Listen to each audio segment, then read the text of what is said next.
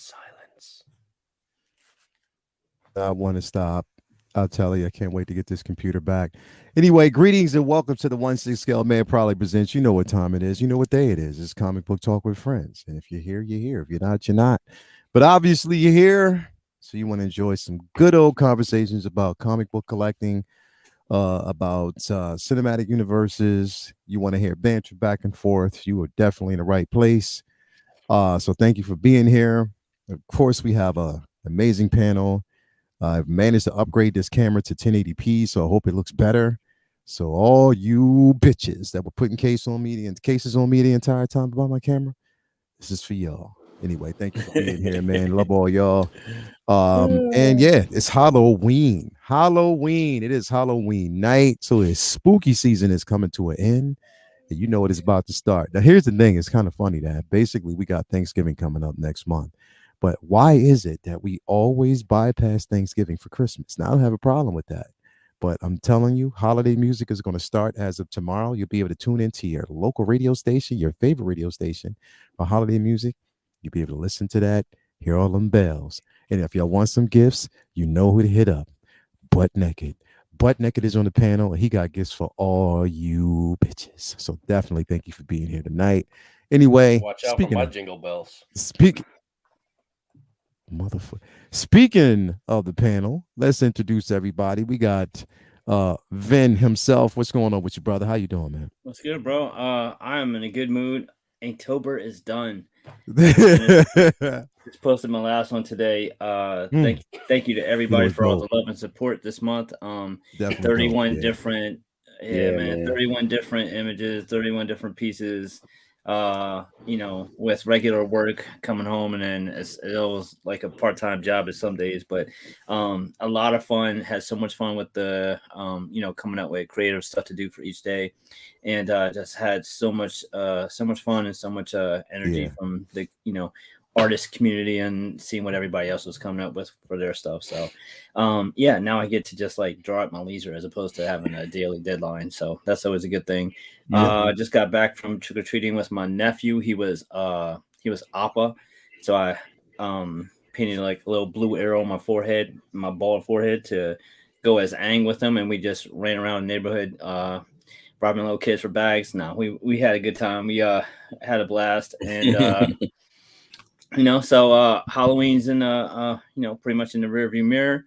All the Sunday costumes go back in the closets. That's a shame, but it's for behind closed doors now. So other than that, just looking forward to more free time, catch up on reading and regular art projects. Excited about that, and just back to the regular. So Inktober's in the rear view. If you hadn't already, check it out on my IG. All the Inktobers I did for the whole month is on there, and if any of them that you want prints of, just hit my inbox and I'll take care of you. Other than that, man, I'm ready to talk some comic books and comic book news, man. Yeah, let's go, man. All day, every day. Next up, we got the one and only Jedi Pimp. Pimp is in the building, aka Baby Powder Smack King. What is going on with you, brother, tonight? Jason, you hear the DJ Love Doctor, like weekend overnight DJ Love Doctor voice that he's got going on? Yeah, no. I hear. He sound like he's like what's my man from Power 99? Mr. Love after 12. Hell, yeah, you already know. I'm using that to my advantage. You're responsible for the baby boom in South Philly. I'm going to be responsible for all them babies born tonight and conceived. You got the Love Doctor in the building along with Mr. Butt Naked spinning them records. We got the Love Doctor and Mr. Butt Naked spinning them records all day on WNRE. Hot 95, Power 99 FM. Straight up, man. So glad to have you here slapping cheeks all day. That's it. All day. All day. Anyway, bro, thank you for being here, man. We're gonna jump in. I know you still riding up. You got yo, you know what's messed up, bro? You got the confirmation, and then they made the news announcement that they announced today that your boy is no longer playing The Witcher. Like, what the hell, bro? Like, yo, straight because up. listen, they're about to do Superman. Listen, they're going to be in production soon. Yo, that's what that means to me. It definitely. If you let go of Gerald, they're going into production earlier, bro. Because James Bond is not happening right now. He got the spy movie he's doing with Guy Ritchie. Yeah. Soon. Mm-hmm. And he's doing Highlander soon. So they're not even ready yet. Yeah. Somebody's going something for DC quick. Oh, so, yeah. I think that's definitely what it is, bro. A lot of that is actually coming down really quick. Superman's going to be pumped out there very soon, and I cannot wait. A soul for a soul. A soul. Soul for a soul. Soul. See you, girl. Liam got it. Liam got it. Yo, brother, thank you. Yo, Witcher's been trash since the first season anyway, so I'm bro. Season 2 and 3, like I'm not impressed. Yeah, boring as shit. Season 2, we ain't get season 3 yet, but that's coming soon. So I guess he just wants to kind of bow out while he can, because they said that he was even on set telling them, like, because he's read the books. He's like, he's a geek, yo. He's a geek like us. He corrects them. He's yelling at them. He corrects them on set, bro. Yo, I think he'll correct them on set. Yeah, he's like, I'm out. I'm out. Next up, we got the one and only Mr. Butt Naked. Butt Naked Prince. Now, whatever records you want him to spin, just watch the twinkle of his chin. We got none other than Mr. Butt Naked. He's like an old school DJ too, man. Butt Naked on WNN. KRP in Cincinnati.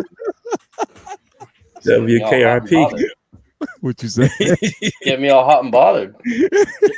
WCBTF. WC. We got Mr. Butt Naked in the building. Mr. Butt Naked, talk to these people and let them know how you feel. Man, I am tired. When you chase your little kids running around doing you already know. I'm just going for candy, going trick-or-treating, it's insane. But I will say, trick-or-treating in Beacon Hill in Boston is an experience like no other. Like it's like you're on like a studio lot or something, and the production, like everything that they do, these huge like $1 million, $2 million, $5 million houses, brownstones in Beacon Hill, they go all out, and I mean, there was easily 1,000 people down there. Wow. Easily 1,000. Oh yeah. And they block off all the streets, and the place is just lit up with like all these houses being decorated, and it's just it's an experience. My kids, man, they love it every year. So this was really cool because we didn't do it last year, obviously, but this one was cool. So it's been a good week. Yeah, I didn't even watch this last episode of Andor until today, because I had just been so busy work-wise and stuff. So I loved that. That was amazing. Also managed to, a local shop was having a massive sale this week, and so I got a lot of stuff. I went and bought about 30 more books, like single issues, and then managed to get for 50% off 2 Omnis. These are each $100 bucks.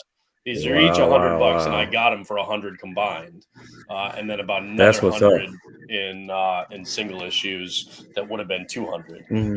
So that was a really good pickup this week, and it was a good one. And I'm also kind of sad that Henry Cavill is moving on from The Witcher, but I just hope. Obviously, I would rather him as Superman. I just hope that he doesn't have to bow out a Highlander, because Highlander's my shit. I grew up on that. That was my favorite. Like I want him. Yeah, I don't think they're gonna mess that up. Before we get into tonight, Lael, I gotta say one thing. What's up? You got me soloed out. What's up? As Vinny can attest to, it is hard enough when you're committed to not watching trailers for TV shows, movies, stuff like that, to avoid spoilers. But in a related space, video games, when a retailer fucks up and actually sells a game 2 weeks before it launches, if you're lucky enough to get your hands on a copy and play it, good for you. Congrats. Enjoy the game. don't fucking talking about ruin Batman. it for everybody else online. What happened? You simple-minded, limp dick motherfuckers. Yeah. Okay. Which one game was it? Yeah. What was God it? of War the Ragnarok. Batman. God of War Ragnarok I'm about to doesn't say. come out God until of like War. November 9th. And people and a retailer fucked up and they started selling it early and then realized what they did. But the idiots who got it, instead of just enjoying the game and just being like, this is awesome, I got it early, posted videos and screenshots online, and it just went crazy. And to every one of you sons of bitches who's like, oh, welcome to the internet, stay off social media if you don't want it spoiled. Fuck you, okay? Because I can't stay off the internet for 2 weeks and still run my business, okay? I have to just navigate a minefield for the next couple of weeks and hope that I don't get the game spoiled for me before I actually get my hands on it. So if that's the same thing with your mentality of posting that stuff and ruining it for others because you know damn well that that's what you're doing, or you are one of those people who's like, you know, oh, we'll just stay off the internet. Here's something for you. Sit on it and twirl, motherfucker. Okay? That's all I have to say. Thank you. And you've heard it first by the one and only. You heard it from Mr. Butt Naked here on WBUT Radio for that ass. CUTT. It is WBUTT Radio for that ass. Live from Boston. Sponsored by Vinny's Room for all the bitches that you need. Anyway, well, thank everybody for being here, man. Thank you, everybody, for being in the building. That was a little enjoyment. Let's have some fun now. Let's. Oh my! I just had to get that out of the way early. Yo, anyway. But is it the same thing with Gotham Knights? Same thing.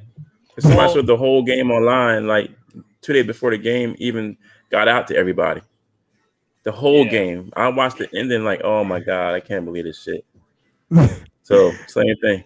Let me address the chat real quick. We got my daughter in the building. She's telling stories about, I said, oh my God, to your team. When I was like 6, I think he took me trick-or-treating at the end of an alleyway. There was this huge animatronic gorilla in the cage. I'm saying, I was trying to get you the full enjoyment. I love it when people do stuff like there was this dude that there was this like zombie dude that was like lying on the ground with like this like fake dead baby next to him and stuff. And he was just going like this every so often, very mechanical. Like, so you thought he was fake and he was lying like propped up next to a car. So you thought somebody just put, a mannequin type thing next to his car. Yeah. And then this chick was like, she thought it was funny. And she's like taking a selfie like this. And then while she's got her phone like this, so she's taking a selfie, all of a sudden he goes like this and moves into the shot and she flipped the fuck out. Man, he got knocked out. Right. Because before, like, I thought he was fake too. And then I was like, oh shit, that's real. And I told my wife, I was like, that's actually real. Man, and then as we were circling don't do that in the wrong hood. House, look back. And it was like, the wrong neighborhood. You're gonna get knocked. Hey, Vinny, you can do that out in Camp Hill, but you can't do that. you can't, like in another neighborhood, somebody would have been, oh fuck, and just like thrown a punch. Yeah. But this chick, like, she went up like 8 octaves and she just leapt up and like she was a cartoon character. Like her legs are pumping and her shoes are still on the ground. Like she was out. That's hilarious. Hey Vinny, can you imagine? They don't do that shit around here. Nah, bro, can you imagine? Nah, hell no. Can you imagine Jason out there with his daughter, bro? And somebody jumps out trying to scare him, and it's not a regular. But listen, hold up. It's not a regular smack. He got some baby powder and puts it on. Listen. So the haunted prison over there. Nah, that's baby powder. That's his baby. Right. When I lived in Philadelphia, bro, when I lived downtown, I went to that haunted prison. The one. Oh my God, what's it called? I think Al Capone was there for a little while. Yeah.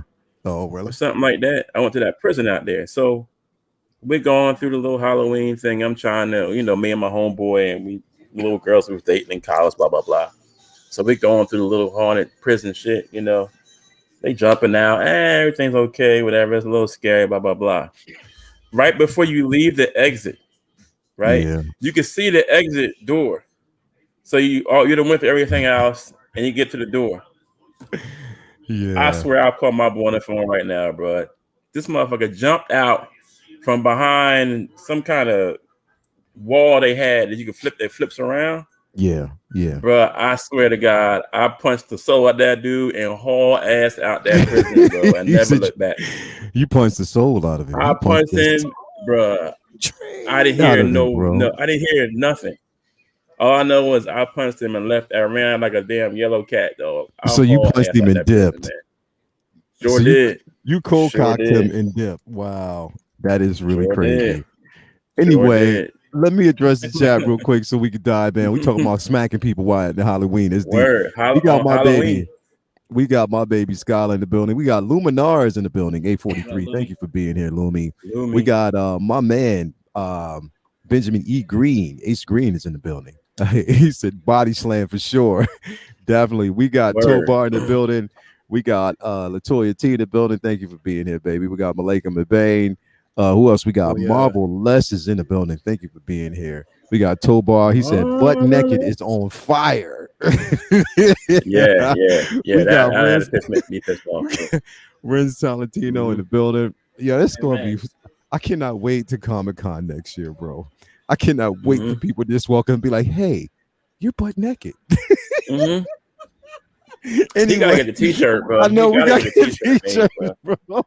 I can't wait. I can't wait. We got Renz Talentino. I'm down for that. We got Amber May in the building. I'm not gonna wear it. I'm gonna have a normal t-shirt. I'm just gonna wear some leather chaps. With the butt out chaps like Prince. The Prince cutouts. The Prince cutouts. The Prince cutouts, definitely. We got Amber May in the building. Thank you for being here. Yo, we got who else we got in here? We got Ben Dog in the building. Who else we got out here in the building with us today? We got a few people out here chatting. Let's see here. Pure Stewards is in the building. We have Primetime Reviews is in the building. I think people are trickling in as we go, so we're gonna see a few more people popping up in here. Definitely. So let's start it now. In case y'all wondering, one of us on this panel is actually dressed up in a costume. And y'all want to know who he's dressed up as? I'm about to show y'all right now. You're the Black Mr. Rogers. No, not the Black Mr. Rogers. I'm going to show you who one person on this panel is dressed up as. And that is Mr. Alec Ross. So y'all know that Brendan is dressed up as Alex Ross right now on the panel. That is his twin. Now you didn't even know I was gonna have a black shirt. He went and found that picture, bro. Like, oh shit, this is gonna work. Yep. He went and found that picture, bro. I had no idea, but I saw that black t-shirt. I was like, yo, that's it. Definitely. The only difference is he doesn't fully embrace it. He still has like the hair around the sides. I'm like, the little side hair. Yeah, he got to cut that shit off. Come on, Alex. Come on, Alex. But that would annoy me, bro. Give up that fight. I wanted to do an appreciation because the thing is, this is Alex Ross, bro. Like, I mean, this is basically, I call him King Alex because this man just puts out work. After work, Latoya says 2020, definitely. But yeah, definitely he puts out some amazing work. I mean, Alex Ross is just beyond. I mean, I think he's even before his own time, bro. Like he's ahead of his time. Oh yeah, straight up. Yeah. When it comes to his work, about how long ago Kingdom Come was. Yeah, right? That's still a classic. Yeah. Yeah. He's been playing chess while others are playing checkers. Exactly while others are playing. No doubt. That's a great analogy. He is, bro. And the thing is his work, like just his work in general, the stuff that he comes up with, and just his vision. I think it's basically his vision, his work, is phenomenal. Like literally, like it's he puts a lot into his pieces. I mean, if you don't know, if you haven't actually seen an Alex Ross piece, I'm just going to give you a sneak preview, pretty much. Show him that Kingdom Come cover, bro. Like so much of what makes him great is his respect for the people who came before him. Because when you watch, I mean, I know Leo, like you do it as much as I do. When you watch all the videos on his YouTube channel, and he talks about the history of Marvel, and he talks about these other amazing artists, and he talks about the writers and stuff. He's like an encyclopedia, Yeah. That's like, the physical internet before there was a thing for those young folks out there who don't know, like Encyclopedia Britannica, right? I mean, he knows everything about comic book history and art history and stuff. So that's what, he pours all that into what he does. And yeah, I mean, it's amazing. He pours it. He pulls. I mean, not only that, but he's. You can tell by just listening to Alex, bro. He's committed to just the art, but it's not just the art, but he's really highly committed to source material, where he will tell you, like, literally, if the writing doesn't give him the emotion that he needs to commit to creating these pieces, sometimes he'll delay it. Like he said it, like, I'll delay pieces if it doesn't basically speak to me. I pulled this up because this is one of my favorite pieces, bro. Like, one of my favorite. Bro, this is phenomenal, man. Like, literally, I love his commitment to classic art. Vinny, I know you, like Renz, everybody out there who, have, man, front and center. That's like, awesome. literally, bro. Like, exactly, bro. So it's just that, when you have someone of this particular caliber, and the thing is, Alex, you can always, like, all right, for instance, you can tell an Alex Ross piece, like, plain and simple. But you can also tell when someone's trying to copy his style. You know what I mean? And it just doesn't basically work. You know what I mean? So I spend hours, like, pretty much in a day. Like, sometimes I watch, some of his videos on rotation because I just like to see and hear, his concepts for it, his concepts for certain pieces. Vinny, let me ask you a question, bro. Like, with Alex, man, we're like, again, all of us pretty much on this panel have, like, an admiration for this guy, bro. But what was, like, your first, like, what was, like, one of the first pieces that you can honestly say was like, yo, this guy, he gets it. This guy is, like, super dope, Yeah. What was one of those things? But how was it for you when you basically ran into, like, you came across Alex when you first got introduced to him? Like, how was it for you, bro? Yeah, back in the days, I'm not sure what I came across first, if it was Marvels or Kingdom Come, but I know I probably found both kind of around the same time. And I remember thinking that it wasn't possible to do what he was doing, because as always, as growing up an artist and just loving drawing, I didn't really respect writers as much as I did when I was older. When I was younger, it was all about the art, and I always was drawn to the visuals in a comic. And as comic book readers know, there's many times where the focus of a book's art was placed on the cover, cover art, feature artist, and then inside there's often sometimes like a completely different artist, or even if even if it's like, sometimes it was obvious that the artist put more focus on a really cool cover, and inside it wasn't as great.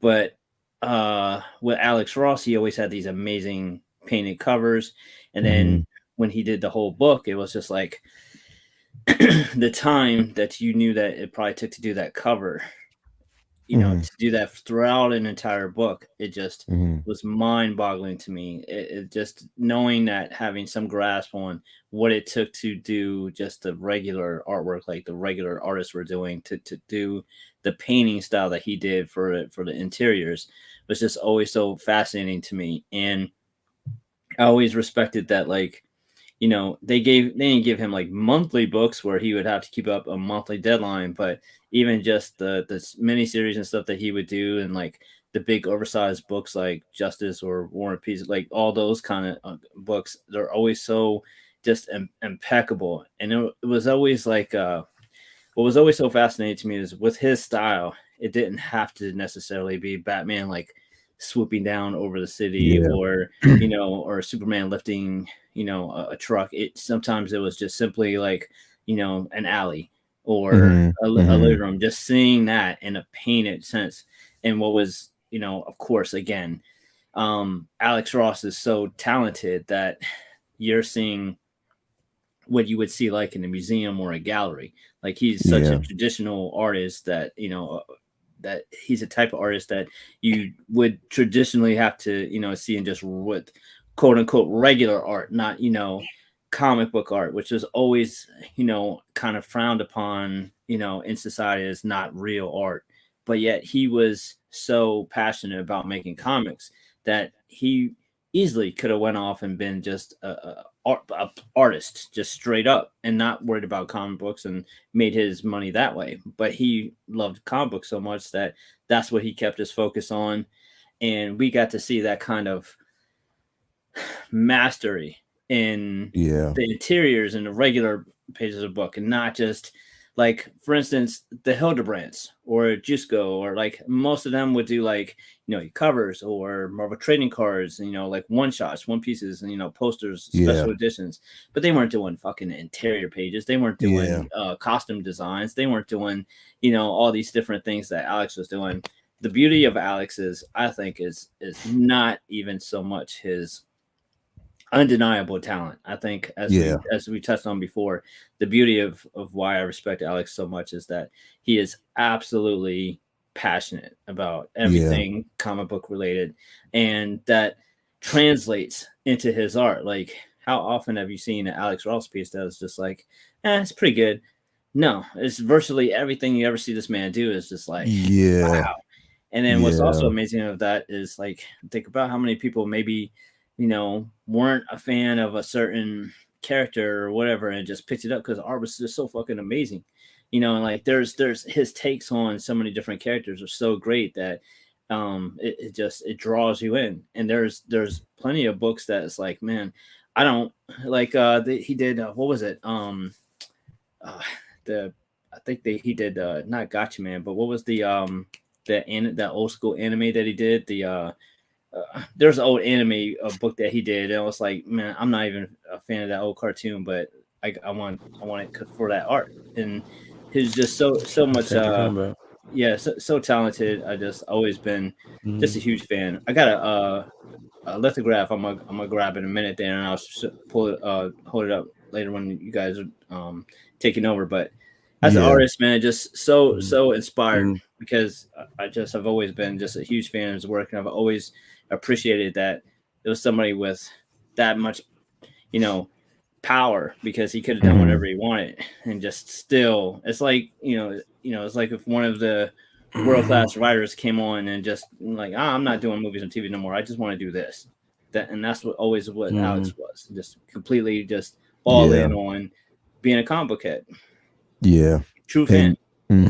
True fan. A legacy fan, and that's the thing, is he's a fan of legacy, bro. You know what I mean? He's you would very seldomly, like, even if like he had to do, like, because it's a few times Alex would do a cover for a book. Now we know inside that cover it's representation of what's more modern.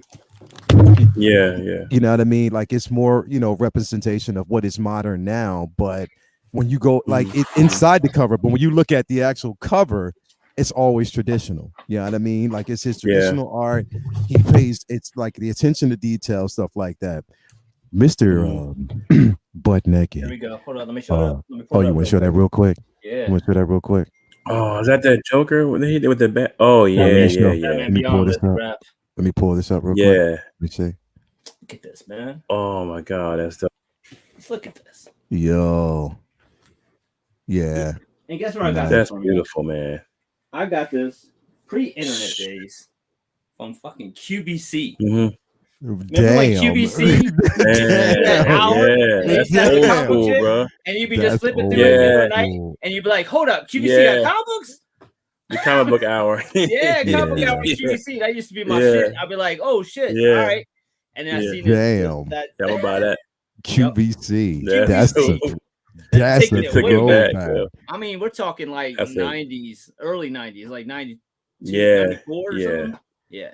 Yo, you gotta think, when he came on the scene, like he influenced that whole generation. I don't care what nobody say. All the Jim Lees and Todd McFarlane's, to me, came after him, bro. Like, I mean, his work always blew me away. My first one seeing his was Kingdom Come.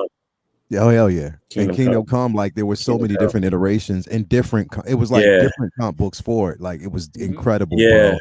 So I loved it. Yeah. Mr. Alex Ross prequel. What do you think about this? The prequel of Alex he's Ross. he's the Alex Ross prequel.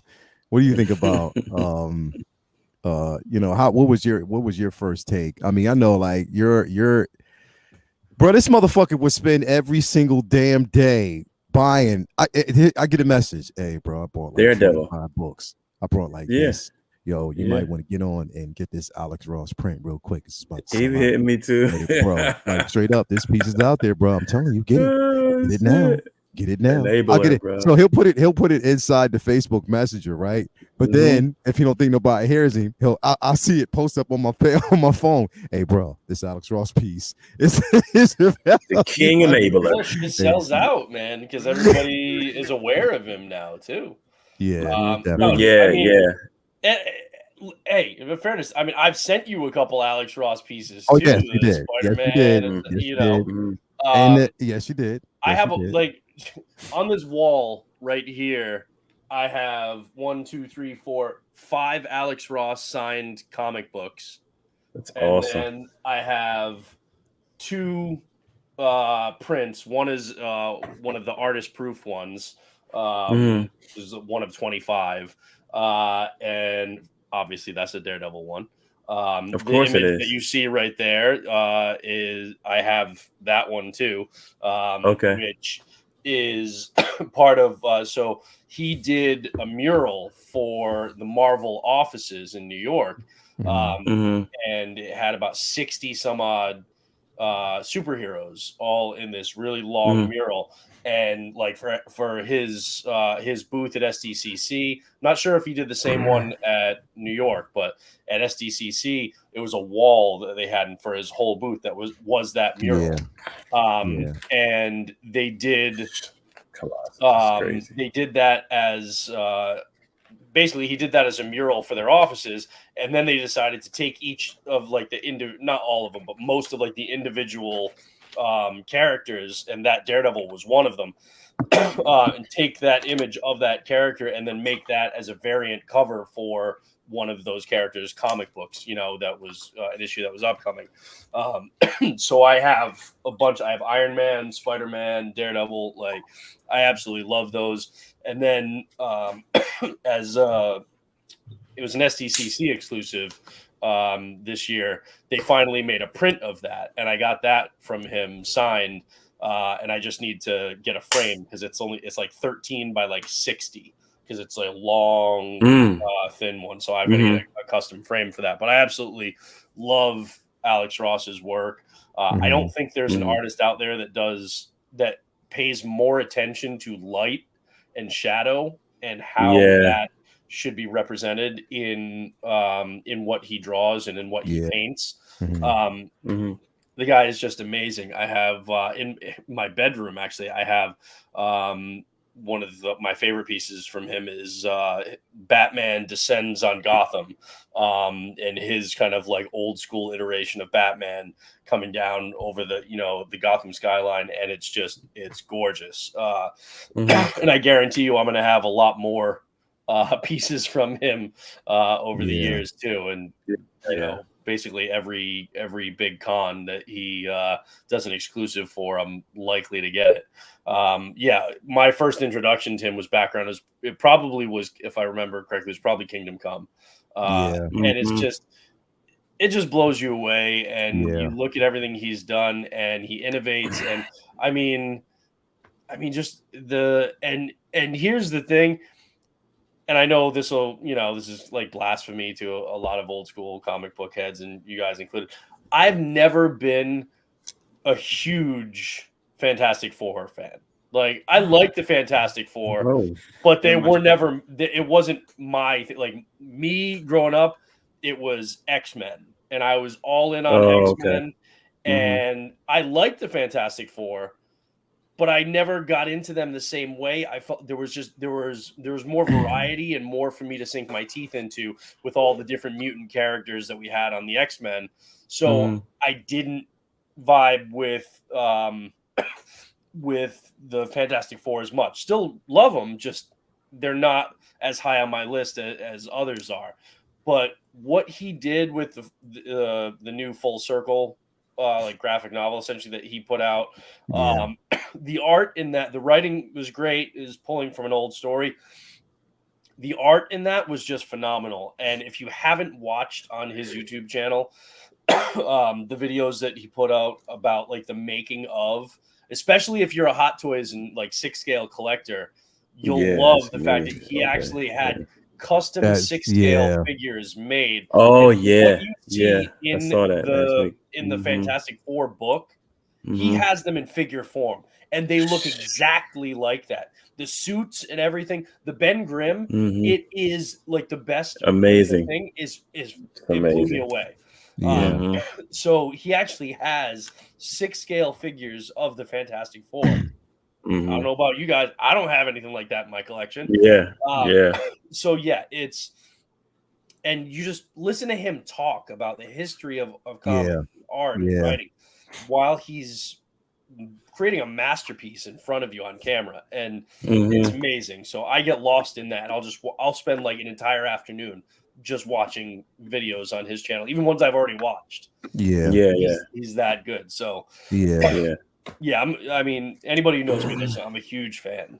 Definitely, bro. I mean, his work speaks for itself. And like I said, I just love that when you watch his videos, he's extremely humble about it. When he'd be like, "Yo, I'm the shit." He's not. He's just a really humble person. And,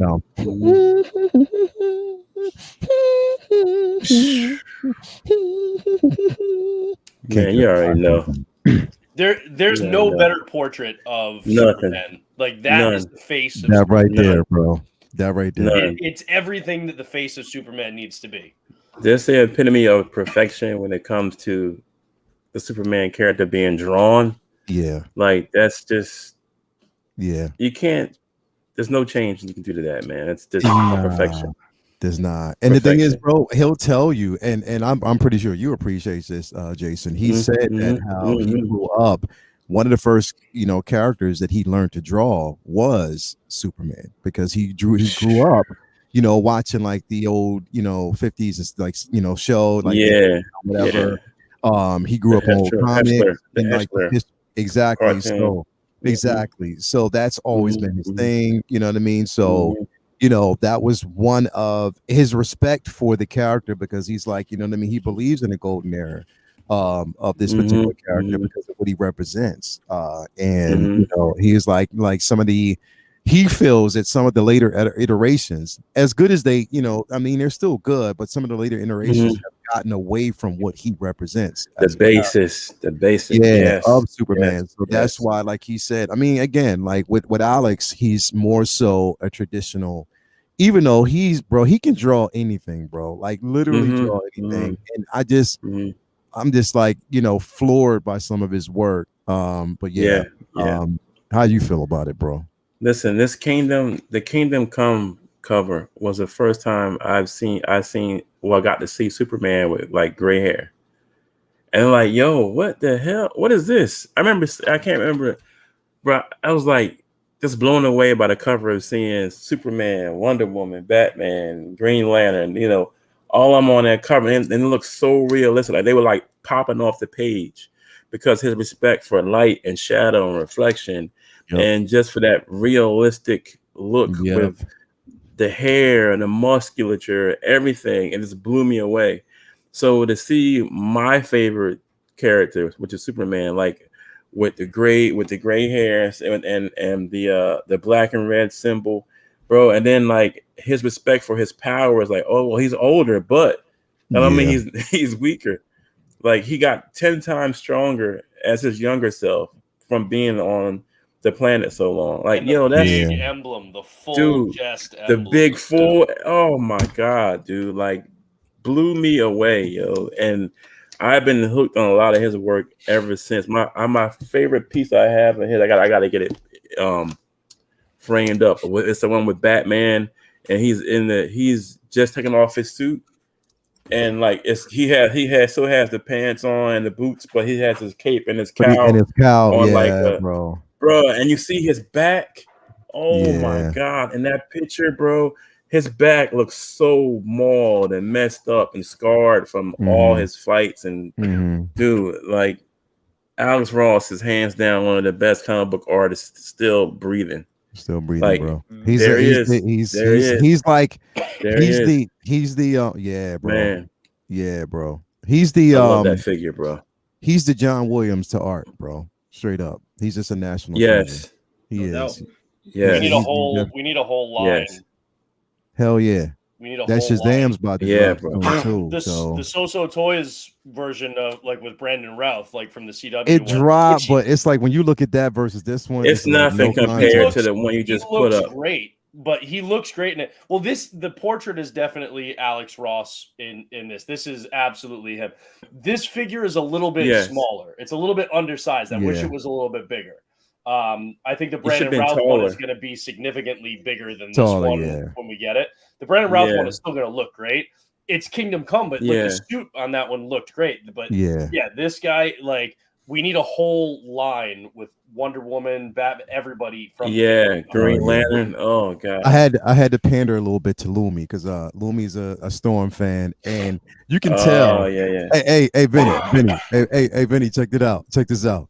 You can tell that Alex Ross is a fan of the booty. He makes sure that the curves are there, bro. They all have curves. From it.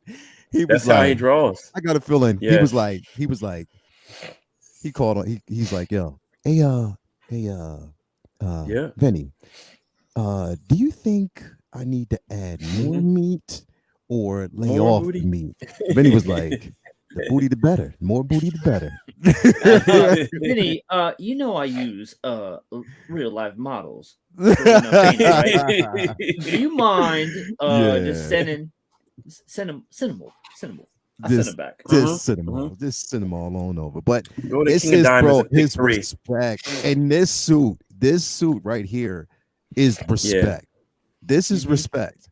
It's honoring. And the thing is, this is how it should be. And that's, like I said, I just wanted to give a shout out to Alex. There are subtle things in it that like her face, like her chin is up, like this is like a proud pose. She's got the whited out eyes, like that just kind of shows like her like she's power. about to kick ass. He's like, this pose is like, don't fuck with me.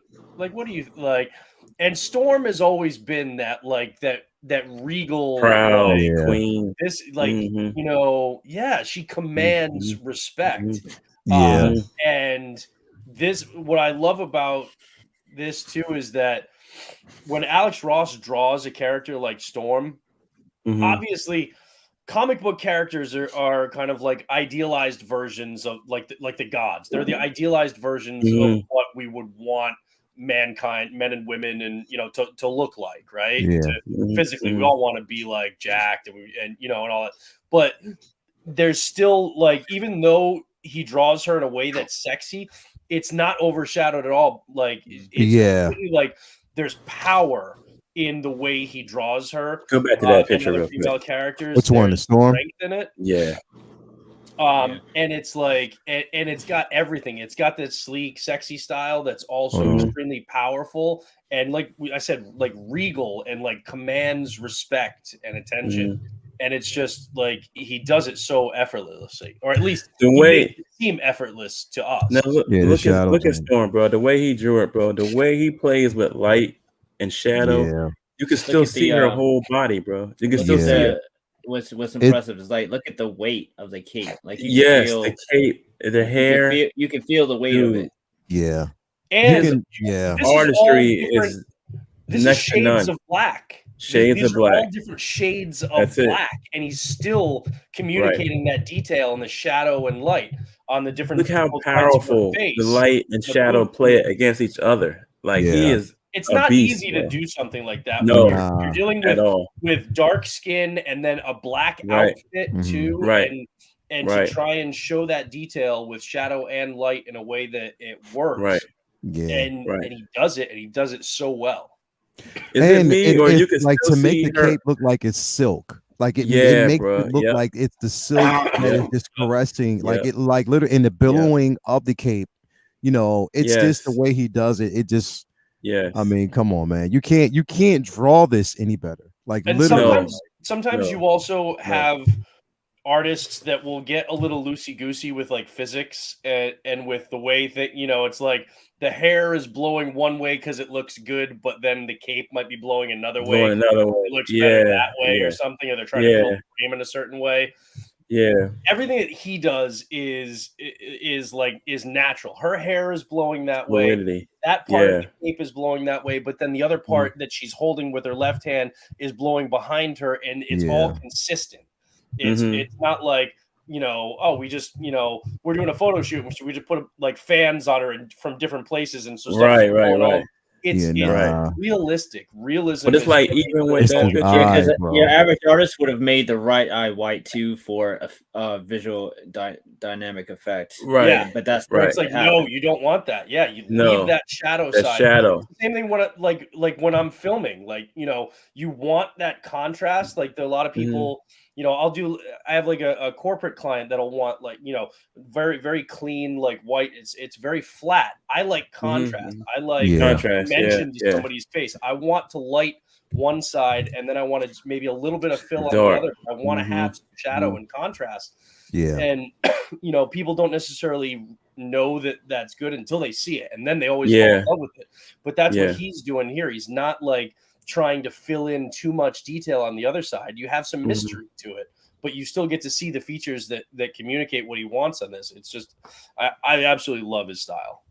But see with her though too, it's like you can still see her brown skin to me, because it's like the way he put that shadow on her is tricky. It like tricks your eye kind of sort of too. We can still see the depths of of her in the dark, in the darkness of the shadow. Like and he uses the shadows to communicate the curves of her body without having to see everything. Inch of it. Yes. His work is crazy, man. Look at the detail on that lining. Yes, sir. He makes the hair billow in the right place.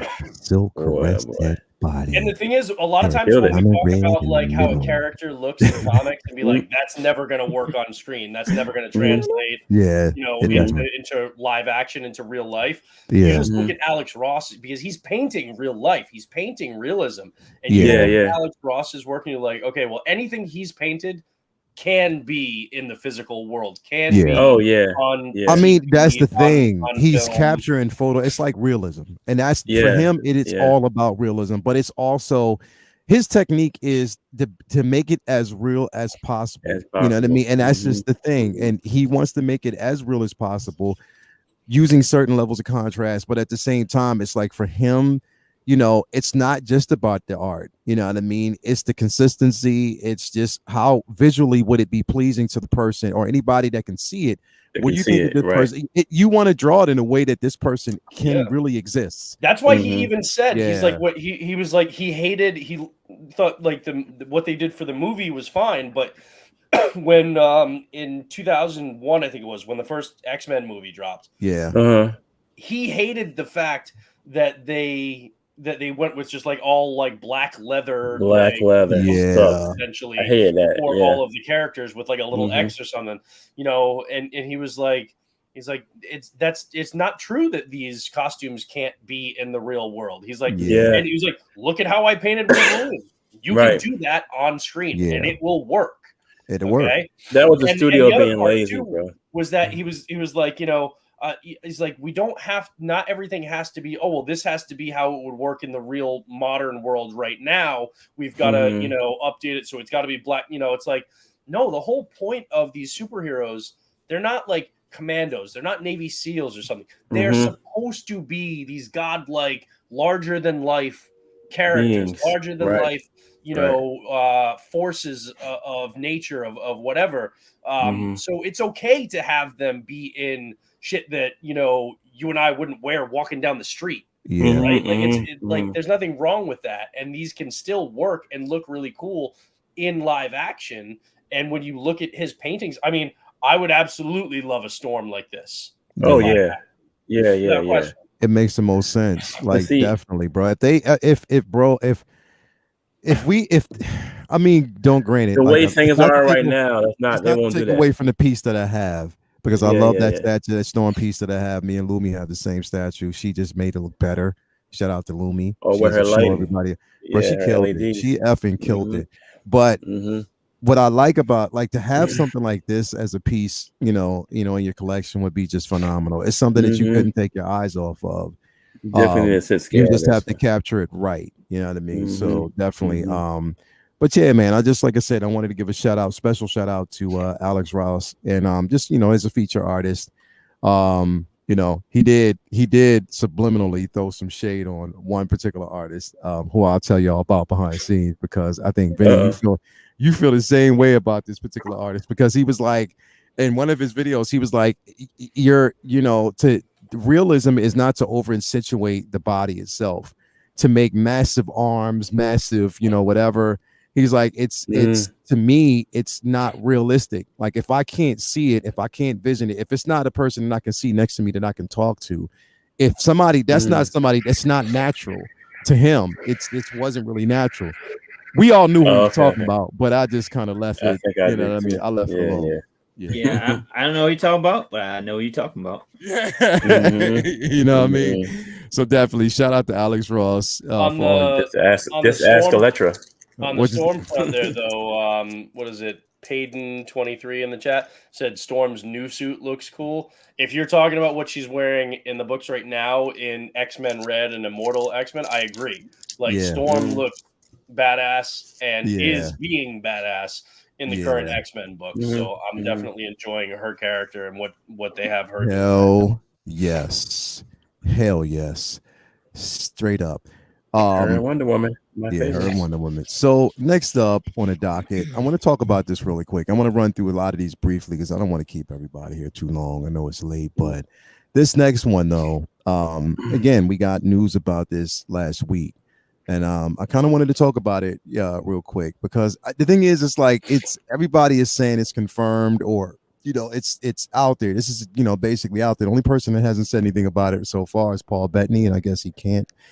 Vision Quest. Vision Quest. So he can't say but so much, but it's like you almost know, it's out there now. It's out there. It's there. It's whatever. So. Anyway, we are basically getting a Vision Quest, and it was for long. I was just wondering, like, how would we see an iteration of this character again? Which it's crazy how they're doing it, because we got, and we'll talk about the other announcement later on, which kind of is really ironic. But yeah, so there's going to be a Vision Quest, which, I mean, there's no fleshed out details as to what we're going to actually see. But we know, that with that particular movie, or with that show, it's a Disney Plus show, it's going to be centered around this character. And I think the beauty of it is, after we know how he ended, or how we've seen this particular character in WandaVision, it's going to be a discovery of who he is, his personality and stuff like that. That's just a prediction. I'm not saying that's how it's going to be, but it's just going to be interesting. Like that. Yeah, I am. And I can't. Hot Toys, please hurry up and send my damn figure, man. Can y'all please hurry up?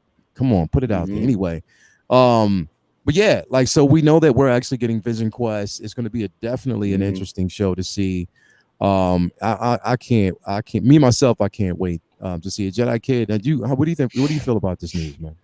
I think we need this to finally fill in the blanks, because I think after WandaVision, it was like open ended, like he just bounced. Yeah. So it's like, and we haven't heard nothing from him from the last 3 shows that we've had on Disney Plus. So it's like, he deserves. I want to see him find himself, because this was a rebuild of the original Vision body, correct? That's without the stone. Yeah. Sword rebuilt it. Yeah. So he's got to have some kind of data in there somewhere where he can find himself and remember who he used to be. I want to see. At the end of WandaVision, he got like the data dump. Like, he got like all of the. He did get a dump. The memories and stuff, because that's why he stopped when he was fighting. And his eyes changed. So. So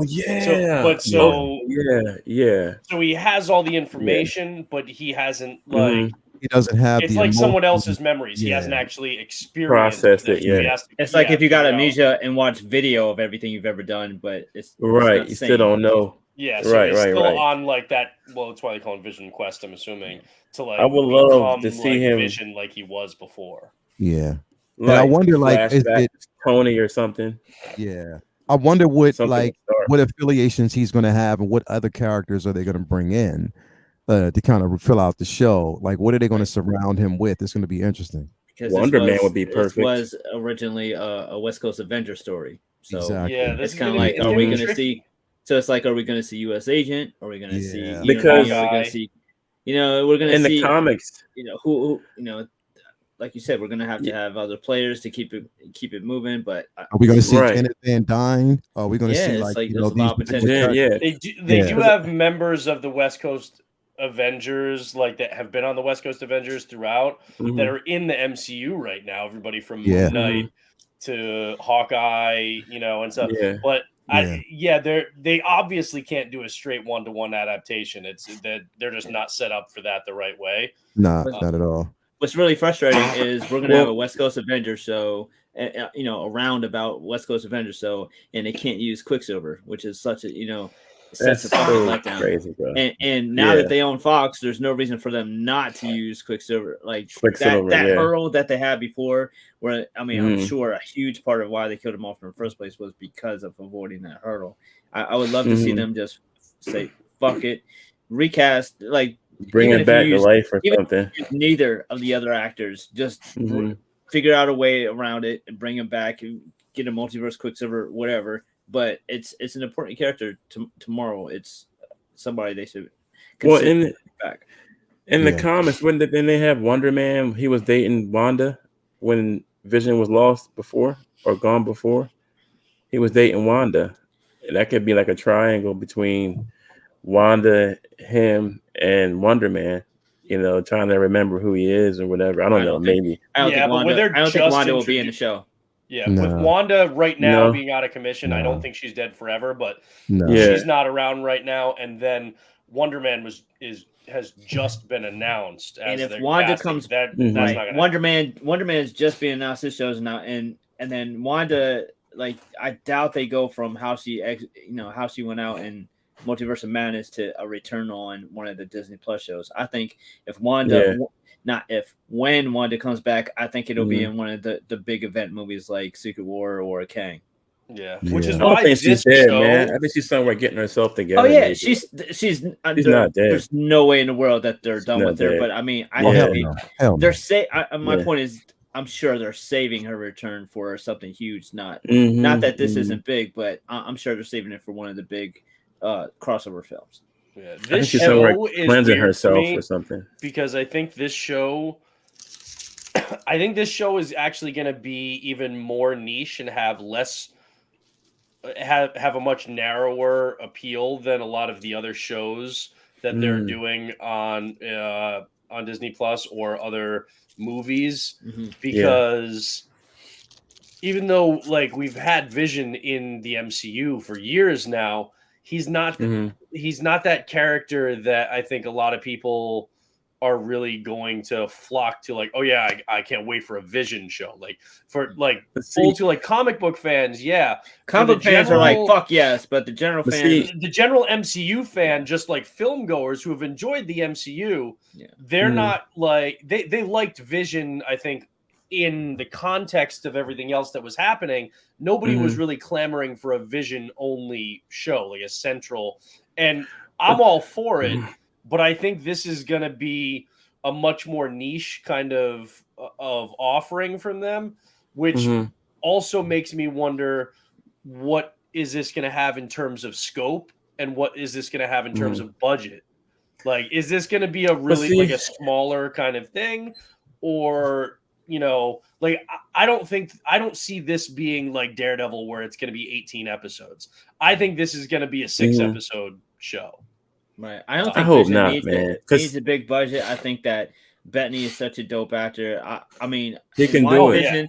And WandaVision, I enjoy so much. Literally, I loved WandaVision. I could have. WandaVision was another 6 episodes, and there was twice as many scenes of them just shooting shit, talking on the couch. I'd have loved it. I mean, he's just he's such a good actor. If it's more easy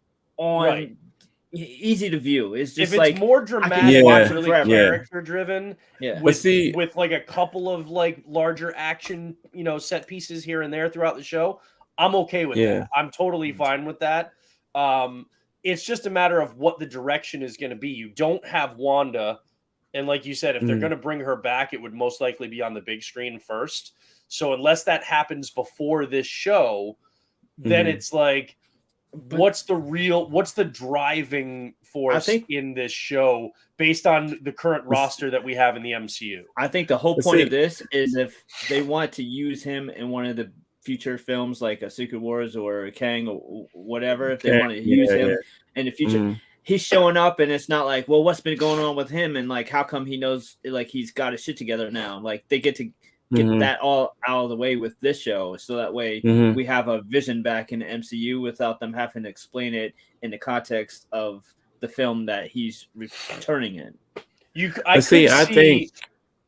think with Vision though, a lot of the general public that's not comic book fans like us, they missed the hurdle with him because he was nerfed down just like the Hulk, just like Thor. Vision is one of the most powerful characters in Marvel, period. Yeah. Right. But they nerfed him down as well. So it's like people missed the mark, like, Vision's just some computer guy. He's just some synthetic, whatever. Like, what are you talking about? This guy's one of the most powerful Avengers or characters in Marvel, period. So people missed the mark because of how they nerfed him down.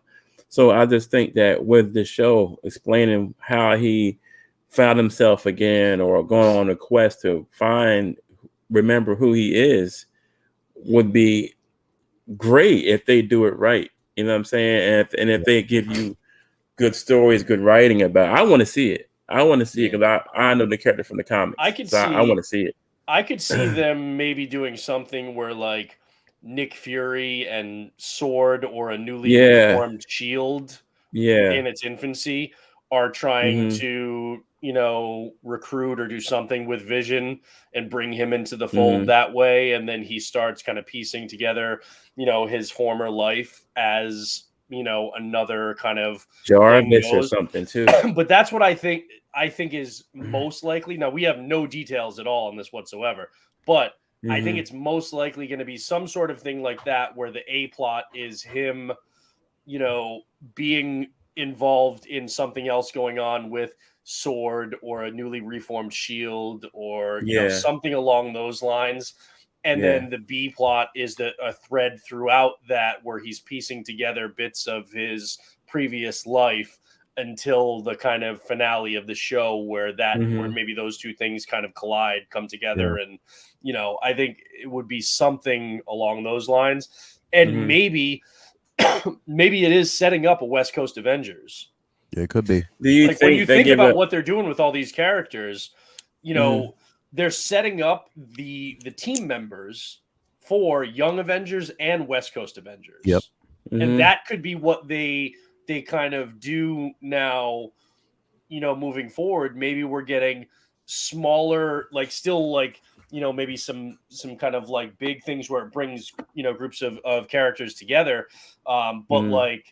A Young Avengers, a West Coast Avengers, a Fantastic Four, X-Men, stuff like that. And then maybe it's like one movie every phase or every other phase is an Avengers movie where more, come together. So that could be a way that they can do those team kind of things and get those dynamics, but not have to bring everybody in the MCU together, every year or two. I think that's pretty much one of the things that they're going to do with, again, it's in the name, Vision Quest. It might even, one of those instances whereas, let's go back to the creator, let me go back to the creator. Let me actually go back to where it all started, maybe go back, even, I wouldn't be surprised, if, they could even throw in a, Gwyneth Paltrow.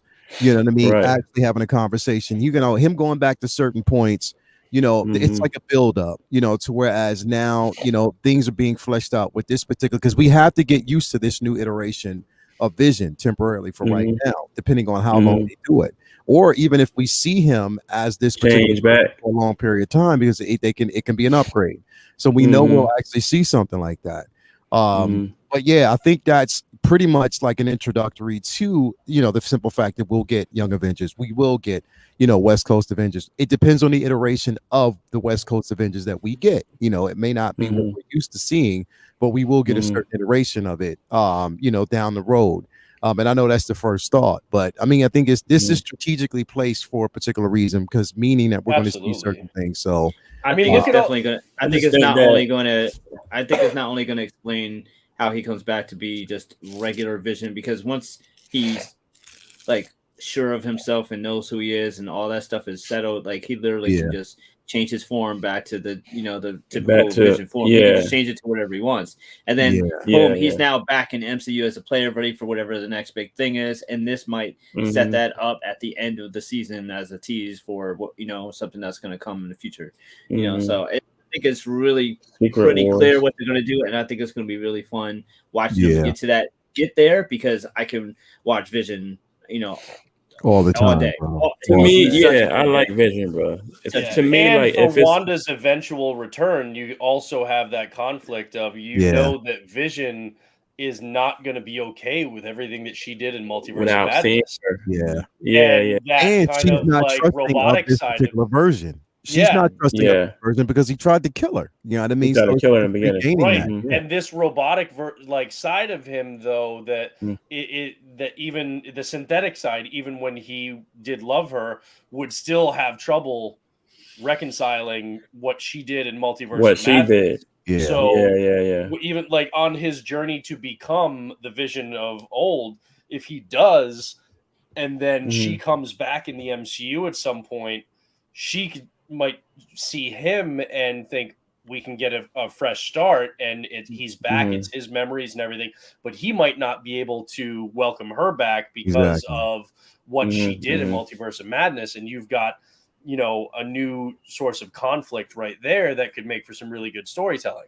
So I mean, and like people are saying in the chat, I don't think any of us really believe that Wanda is, dead and gone. She's not. You never actually see the body or anything like that. She's one of the most powerful even a flash of light. She's already pretty much spoke to the simple fact that there's more for her to do in the MCU. So we know. What I wouldn't be not there. And here, real quick though, because we have to also remember that part of Vision's transformation and the ability that he actually had was due to the Mind Stone.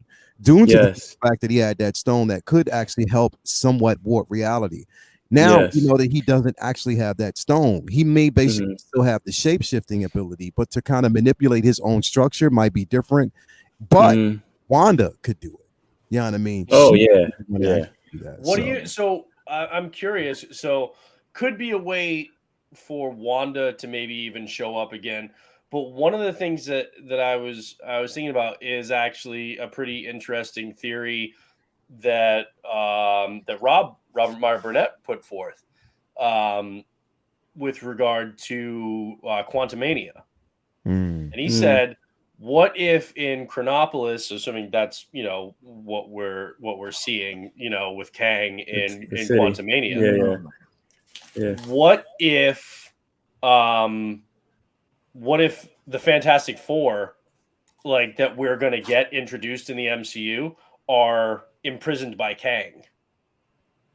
And maybe that's what I think. And maybe in the quantum realm, right? Like that would feel like there's a whole because world Kang is Nathan Richards anyway. Now we're somewhat getting into spoiler territory. That's why. This is all the stuff that's been in promotional materials that they've put out. I'm just saying.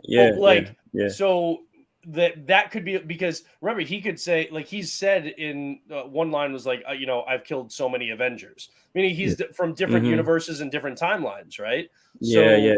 One, that could be a way that they potentially introduce the Fantastic Four. But what if like that's how like Wanda is still alive? I don't know. Yeah, true.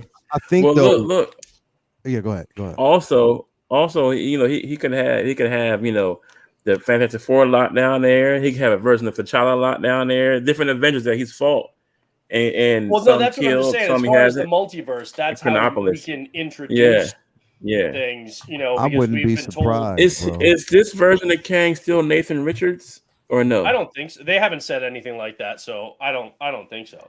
Bro, like you said, this is all just speculation based on like the fact that Kang is in the movie. So like Rob had said, what if that's how we get other versions? That'll be a good characters intro to them. Because That'd be Kang has fantastic. either already killed or imprisoned them, and then that's revealed. Yeah. In the books, though, check this out. In the books, there was only one other place where she found sanctuary and where this person welcomed her in because he manipulated her. And we already know who that is. Doom. You talking about Doom. Oh, yeah. Well, he's not going to be in.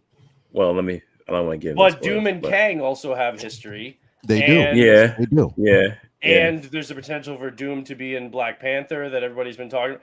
Like I said, I don't know if that's probably a long shot, but to me, I'm just thinking the whole point of Kang being here is that we know that he, through other timelines and other universes, has encountered the heroes Avengers and people that we haven't seen in the MCU yet. Yeah. Right? Yeah. And so if that's a way where they can potentially bring in characters that we haven't seen in the MCU yet, such as the Fantastic Four, that could also be a mechanism for bringing back characters that are presumed dead.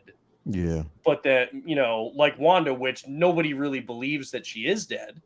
So Kang could be a viable way for bringing her back to life or bringing her back. I hope he's Nathan Richards. I hope he's Nathan. I hope he's Nathan, bro. That's the thing. Like for me, I want to wait because I think like Wanda's like a red herring. She's like more so a red herring for the MCU right now. Whereas you're not going to basically bring your big gun out automatically in the next phase. I think that's just going to be a long way out. Where it's not going to be something that we're going to see automatically right now. You mean like the Fantastic Four? Well, no, I'm talking about Wanda. Right now, that's something that we're gonna. You just want to wait and see because I think that it would be obvious. They're not going to go with the obvious choice, and what we think what the obvious choice would be is to have her featured in that film or in that show. They're not going to do that. They're going to have flashbacks though. They might, but the thing is, there's only going to probably be small references, and there's like a small flashback to WandaVision, but I don't think that she will be there. I really don't think she's going to be in the show. You think it's too soon to? I think it's way too soon. Well, I think it's way too soon for a particular reason, and that's because the thing is, right now, especially the way we know this character is in Paul Bettany and the acceptance of that particular character, he needs right now his standalone. He needs a standalone to whereas it's not a dependency on anyone else. Even though we know, put it this way, what they don't want to give us another drawn out WandaVision, to bring that appearance back in. You want to actually have him on a totally different quest that's outside of what, you know what I mean?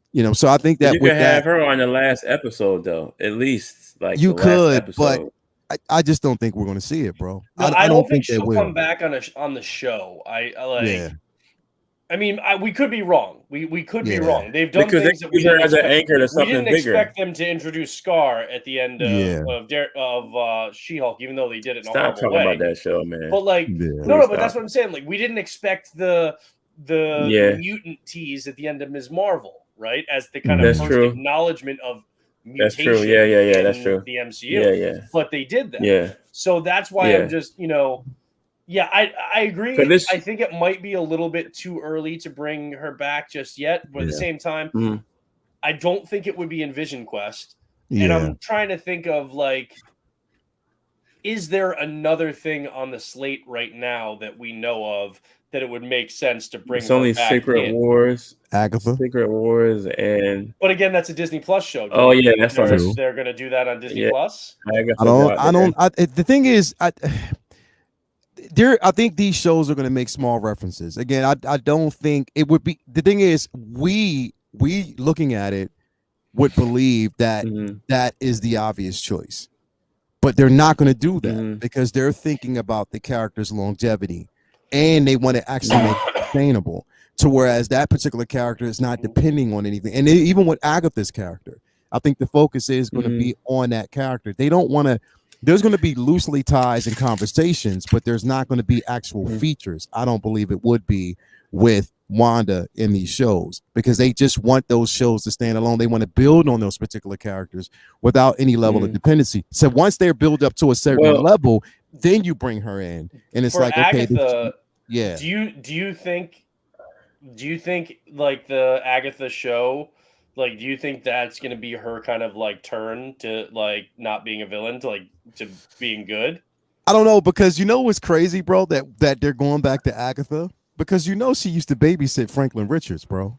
I was getting ready to say that. So that's what I'm saying. Like, but also, I was about to say that. And in the comics too, Agatha was around for the reincarnation of Wiccan too. Yeah. And Wiccan was born to real Agatha parents. Is good. Is like on the side of good right now. Like in the books, remember? In the books, Agatha is part of the Strange Academy. Yeah. And Agatha is a central figure in the new Midnight Suns miniseries. Yes.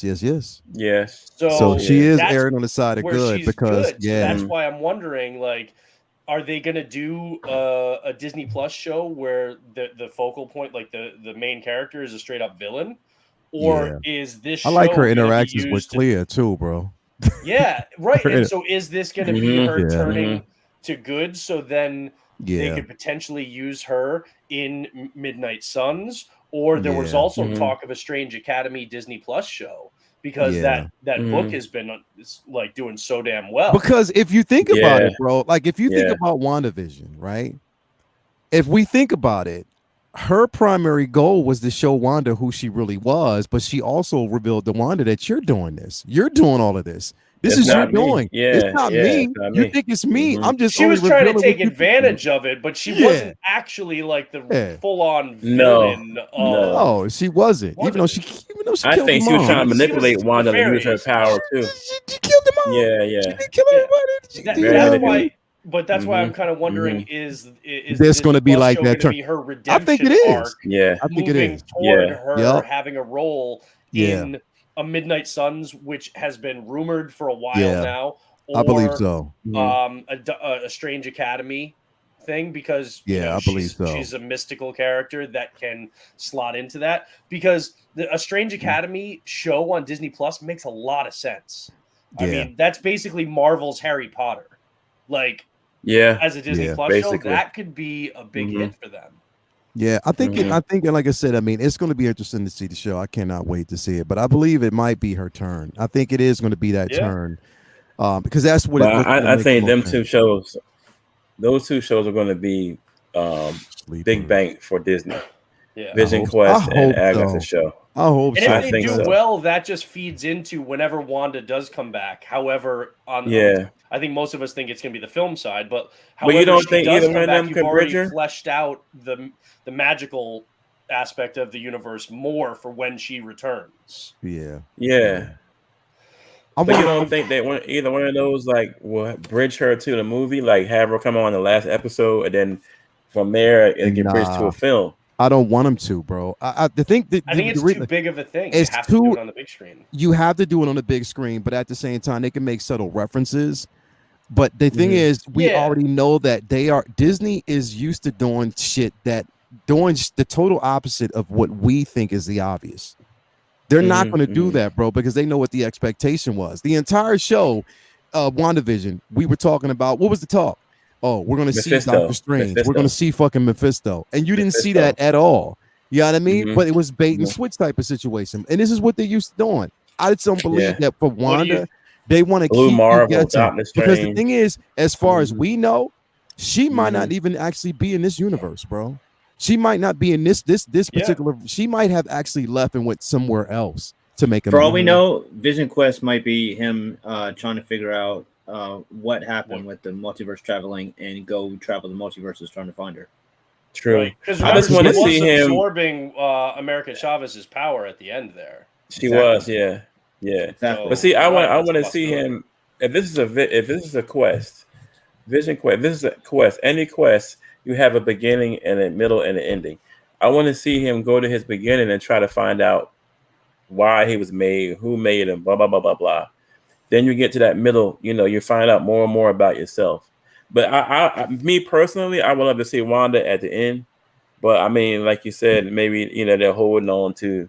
She is a big gun. Definitely. I think they've elevated her to such a main event status that main event now. I mean, especially what she did to the Illuminati. You don't then go from doing that to go back to Disney Plus. Agatha. Yeah. Well, I don't see her taking out the Illuminati, then having a cameo in Agatha. I think it's yeah. The whole point of WandaVision was from taking her from just a telekinetic to what she is in the comics, and I don't think you go backwards. But like Ms. Marvel musical cue, they could do a thing like the Ms. Marvel musical cue at the end, where they give an Easter egg tease pointing to Wanda, but we don't actually see her at all on the show. And then she eventually comes back on the the film side. I mean, I think you or Lyle said earlier with Vision, I think it would be cool to see him go talk to Pepper, and Pepper explain to him his origins about Tony and says Bruce. She's done. I mean, they always lie when they say shit like that, but I don't think we're gonna see. Oh, she said she's done playing pots. Yeah, that recast her. She's not that big of a character in the grand scheme of things that you can't recast her. Recast her, and if you want to make her more. But so that it's interesting though, because if whenever Wanda does come back, what do you think about the other casting rumor that Sacha Baron Cohen might be Mephisto? Is that a rumor or is that official? No, it's official now. No, it hasn't been made official. No. Sacha Baron Cohen, if he plays it straight, it's not official. If he plays it straight, Sacha Baron Cohen is one of the most underrated actors. I think it'd be perfect. I think it'd be perfect. And official, when I seen that, I was like, "This is the most." Why the fuck didn't I think of this? This is the most. Perfect. I mean, he's tall. They should have been did that. He's lean. He's skinny. If they put him in makeup, and think about Mephisto in the books and his personality and how he looks sneaky as hell. And Sacha Baron Cohen, everybody's thinking about Borat and stuff. Watch the Trial of the Chicago 7. He is such a phenomenal actor. The great that's actor, amazing about him is there's a lot of people that have seen Ali G, have seen Borat, who've seen and then don't know they're the same fucking guy. No, they don't know it's the same person. Yeah, he's that good. There's a reason why he does these shows where it's like a hidden cam or whatever, and there's people and the people aren't going, "Oh, you're Borat." It's because he's a chameleon. His range is crazy. He's definitely chameleon. Man, look at him. Even his comedy in freaking what's my man Ricky Bobby. Talladega Night. Oh my god, he was hilarious in that. But his range is still crazy. Rumor. I don't think it's official, but it's such it makes so much sense. But it's a brilliant casting move. It makes sense. So what I want to do though, I want to move on to this next one in the sake of time, whatever. Great talking about this one, but I want to move on to the next one because this is going to be an interesting one here. It's going to be definitely interesting, and I want to hear what people's take on it is. I know I have my takes, but I just want to hear what people out in the chat. So chat, this is your time to basically get involved and voice your opinion as well because this one is going to be a heater. For some, I don't have. Must be heavy. For some, but yes. So yes, Yahya himself, hell no, has been reportedly so far cast as Wonder Man, and this is what's basically going on. It's been confirmed. I think it's official. It's confirmed. It's confirmed that basically he is confirmed as being the iteration of Wonder Man. Now, again, so here's the thing. He made a comment a couple weeks ago, about a month ago, about comic books, about these characters, and they were like clown. He said these were like clown, more like they was like clown pictures. I remember the quote. He said something like, the way that comic book acting is like clown school. It's more like clown school, yeah. So, damn, welcome back to clown school, brother. Yeah, right. Welcome back to clown school. When you make that comment, welcome back to clown school. But at the same time, I kind of got what he meant by it in a way. Yeah. It just meant that he didn't mean it the way. I think it's like you're not going out there. You're not going out there on Broadway. You just got Shakespeare. It's different. There's levels to it. You're not out there having to Romeo for you're throwing punches with Jason Momoa and in the water and shit. It's not the same. Yeah. Yeah. And part of that could come from the fact that Black Manta was criminally underused in Aquaman. Yeah. I love him. I thought he was amazing in it. I think he did good. He's good in the role. They just didn't use what him. He was given in that role. I think he did great. But I do agree with you, Brendan. Like, he was the character to me was underappreciated for what Black Manta really is. You only got to see like 10% of fucking Black Manta. Like, what he can do, what he can actually do. So let me ask you a question. I'm gonna leave you last, Jedi Kid, because I know you got some questions about it. V, what do you think about this casting? Like, and honestly, what do you think about them going this route? Because here's the thing. I want to preface it this way. Yeah.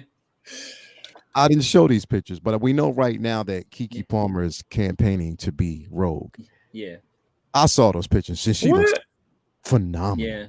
Yeah. Bro, go on my page. You'll see it. She looks phenomenal as Rogue, bro. She's killing it. As look-wise, she's killing it. But again, we're talking about this particular character. We're talking about Wonder Man. So, Vinny, what do you think about this? My knee-jerk reaction was, nah, I don't know. Wonder Man is such a great character. I can't wait to see what Yahya does with him. I'm gonna preface it with that. Like, I'm excited going in. My issue is there's so many other Black superheroes yet to be on screen that I would have loved to see him in. Blue Marvel. When you look at Wonder Man, I think Wonder Man would have been the perfect opportunity if they were going to switch his race for it to have been a Hispanic actor, considering the fact that there's not very many Hispanic superheroes in the first place. So when you take a Black actor who has so many different Black superhero roles potentially to play, that you could have took a Hispanic actor and then put him in this role, and the look would have been really similar, so that it wouldn't have been much jarring, because you look at him in comics and that could be a Hispanic superhero. I mean, he's only white because they say he's white, but that could easily be a Cuban, a Peruvian, that could easily be a Hispanic character, easily. And there's very few Hispanic superheroes for Marvel to bring on. So that issue of this goes into a whole nother thing that I don't want to take the time to go into, but the whole issue of race swapping is because it's obviously it's representation, but it's also because there's only so many characters who were able to, or back in the day when these characters were being created, there wasn't that push or representation given back in the day. And the thought process is, if those characters were created in 2022, maybe they would have been. So let's do that. And I feel like that is, the case, obviously, for many of the changes that we see, and it's a good thing in many respects. But in those respects, we see a lot of kind of course correcting with female switches to females and switches to African American actors, but we don't and haven't seen that much with Hispanic actors. I mean, virtually none. Like, I can't wait for Blue Beetle, because that's pretty much going to be the first.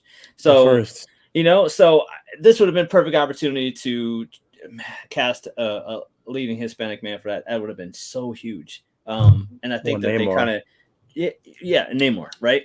And I think that this would have been such a great opportunity for them to do that. And there's so many other not necessarily have to be Black Panther, but it could have been, Blue Marvel, or exactly Mr. Terrific, Night Thrasher. There's so many others, or flip him to another character that might have made more sense. I just don't feel like I don't know. I feel like this was an opportunity missed, but at the same time, Wonder Man is one of my sleeper faves for years. I love his power set. I feel like so many characters growing up were like, okay, you're either, bitten by something radioactive, or you're a mutant, or, there's only so many different types of origins, and his power set, his origin I felt like it's really unique. And I was always anxious to see all right, when are they going to do Wonder Man? Are they going to fuck that up? I love that character, and I always felt like he was really underrated. And when they used him, and they used him right, he was so much fun to read. So I love that they're doing a Wonder Man show. I can't wait to see what he does with them. But I felt like, just like I know how we feel when we get a win on somebody who like would help represent, and I know that would have been a huge win for that community as well, because they haven't had much to rally behind. I mean, they're sitting there hoping for Miles or for when Blue Beetle comes out, and it's like, well, you know, obviously, you know, Neymar's, you know, a win, but it's like they're gonna have to raise swap to get some more Hispanic leads, because there's almost none in Marvel. It's one of the like huge deficits there. I think the door is definitely opening for it, though. I mean, one of the biggest things is right now we know by reviews that Namor is being well received. Is being well received in the MCU, especially, you know, from people who have actually gotten earlier screenings. So he is being well, and I think there's going to be plenty, because again, we're going to see, you know, even with the New World Order. We're going to actually see the Hispanic version of you know, Falcon. So we're going to get that. You know what I mean? So I'm definitely happy about that. So I think they are going to introduce more characters out there of ethnic, especially Spanish. But my thing is, like, you know, really quick. Yes, I mean, again, we know that. And I mean, I guess they're going for what? The ultimate version of Wonder Man? I guess. But if you're doing it, you have to do it the right way. Whereas do it the right way, bro. Like, it has to make sense to, you know, how and why you're doing it this way. So I'm just, again, I'm going to reserve a lot until, you know, I see it. But it's going to be interesting to see. Butt Naked. Mr. Butt Naked. Butt Naked, tell me how you feel about this. And before you do it, just make sure whatever you do, keep it all the way naked. Well, I mean, you can't see my bottom half. But, I'm cool with it. He's a really, really talented actor. Yeah. And like I said, I think he was criminally underused in Aquaman. And so I think he should have been handled better in that. I don't have a whole lot of faith that they'll handle him any better in the sequel. So I agree on the game. So I like this. As far as like me, first and foremost, I'm like, give me a good actor and a good story for him to sink his teeth into. That's first and foremost what I care about. Yeah, there are times where the ethnicity, the culture of a character is very important to the character, and so you don't want to change it. You know, and that makes perfect sense. Like, you know, there are characters where it's like, no, you like they need to be black, or they need to be white, or they need to be Hispanic, because they come from a certain background and have certain life experiences where that's necessary. To me, Wonder Man is not one of those characters that he has to be white. Like, I don't think that's germane to who he is. It's not like, you know, if you just read a novel and it just described like what happens with Wonder Man, but it never specifies his ethnicity, then you could make him black, white, Hispanic, Asian, whatever you wanted in your mind, and it would be fine. It's not going to change the story, I don't believe. Yeah. So that's why this I'm totally fine with. I get, you know, wanting to have more representation in lead roles with Hispanic actors and Hispanic heroes and stuff. At the same time, I don't think this was okay, we're you know, checking a box with this character, so we're going to do a race swap, and they should have gone with Hispanic, but instead they were like, let's get a black actor in. I think they were looking for a good actor, and they had an idea of this guy is a really good actor. What about him in this role? Yeah, okay. I don't think. No, I mean, I'm not a Marvel or Disney exec, so I can't say with 100% certainty that there wasn't somebody in a boardroom saying, let's do a race swap on this character to check a box. Maybe. I don't think that was the case with this. I think they had an opportunity to get a good actor in the role, and they were open to it, and they said, okay, let's do this, because his heritage is, his ethnicity is not really a central pillar of this character for this. So, I have no problem whatsoever with with a great talented actor being put into this role. Hopefully he can elevate it. I think, to me, I'm thinking the prospect of seeing him and Ben Kingsley on screen together, because Ben Kingsley directly references him in Shang-Chi. Yeah, he does. Right? So that, I think that's the, the kind of stuntman because Hollywood they're both actors, that they're going with. exactly. Right? And that he's got the looks, the talent, and the charisma, obviously, of a Hollywood, actor, leading man and stuff. So I think he could really do well in that role. And I'm thinking that his talent and Ben Kingsley on screen together, that excites me. That would be really cool. And again, I think him coming into this role, I think and Marvel also wanting him in this role, I think is proof that the statements that he made, the whole clown school, stuff like that, that was just, he fucked up and used very poor word choice. He was trying to convey, what he was thinking, and he didn't do it in a way that actually conveyed what he meant. And it came across as insulting to the medium, insulting to the fans and to the source material. And I don't think that was his intent. Yeah. There you go. So yeah, I think this kind of shows that he, he's not looking down on the comic book genre in these films. They're going to pay him a lot of money to do this stuff, so there's got to be some value there. And yeah, as for him in the role, I'm all for it. I have no problem with that. I know there are a lot of people that will. But that being said, like you guys had mentioned, this was an opportunity maybe for them to go the route of a Hispanic actor. Yeah, that is totally a possibility, and that could have been really cool. At the same time, I bet you there would have been just as much, if not more, backlash if a Hispanic actor was cast in this, because it'd be like, oh, well, they just recast Namor and changed him to, Mesoamerican, or put a Hispanic actor in there, and it's the former pre-Mayan culture or whatever, and now they're going to do that with Wonder Man right after, and that's 2 in a row that they're taking the white person out and putting the Hispanic person in. So I think there would have been backlash, even more, if they had gone that route. So at the end of the day, we got a really good actor in the role, and that's all I can ask for.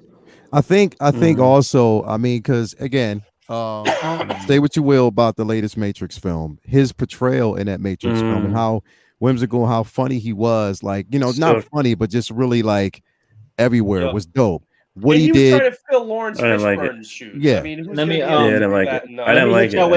hit y'all with the quote though. He said, "Everything should be about getting to the truth, but sometimes you got to know which movie or genre you're in. Something like Aquaman, that's clown work. Aquaman is not the trial of Chicago 7. You got to get over yourself." And then he elaborates, in order to survive and do it well, you have to play that game and then be crafty about when you want to surprise the audience, the director, or yourself with a little bit of, wow, I didn't expect to see Chekhovian thing or August Wilson in Aquaman, but I did. So I guess, it was obviously taken out of context, and the media just ran. The first thing you hear is clown work. Yeah. So of course that's all you're gonna hear. And they're sticking on that particular portion of it, not really expanding on what it is. Right. So yeah, exactly. All in the game. Definitely, I wanted to talk about his performance, even in Watchmen. I love this performance in Watchmen. He portrayed that character so well. So definitely it was something that hashtag butt naked for that performance. He portrayed that so well. I love the way he actually did that. That's 3 big comic book IPs that he's been a part of. So I think people need to realize he was trying to explain something about the craft of acting and how he approaches genre, and it just didn't come across the right way. I think that's the big thing there. It's not like he was disrespecting Tobar. Don't fans. give butt naked too much props. Don't come on, but don't give butt naked too much. Come on, man. Don't. That's the first time everybody said I was concise, but okay.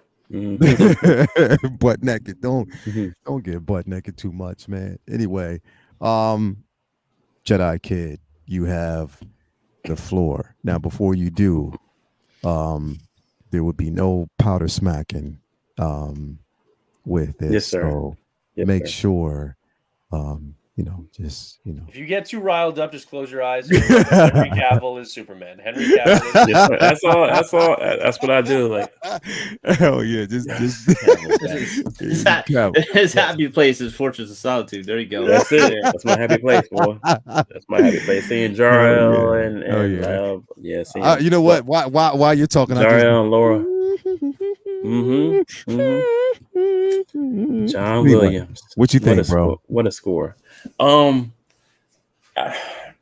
don't see him. And Dr. Manhattan, I didn't like him as Dr. Manhattan. I didn't like him as Morpheus. I liked him in Candyman. He was amazing.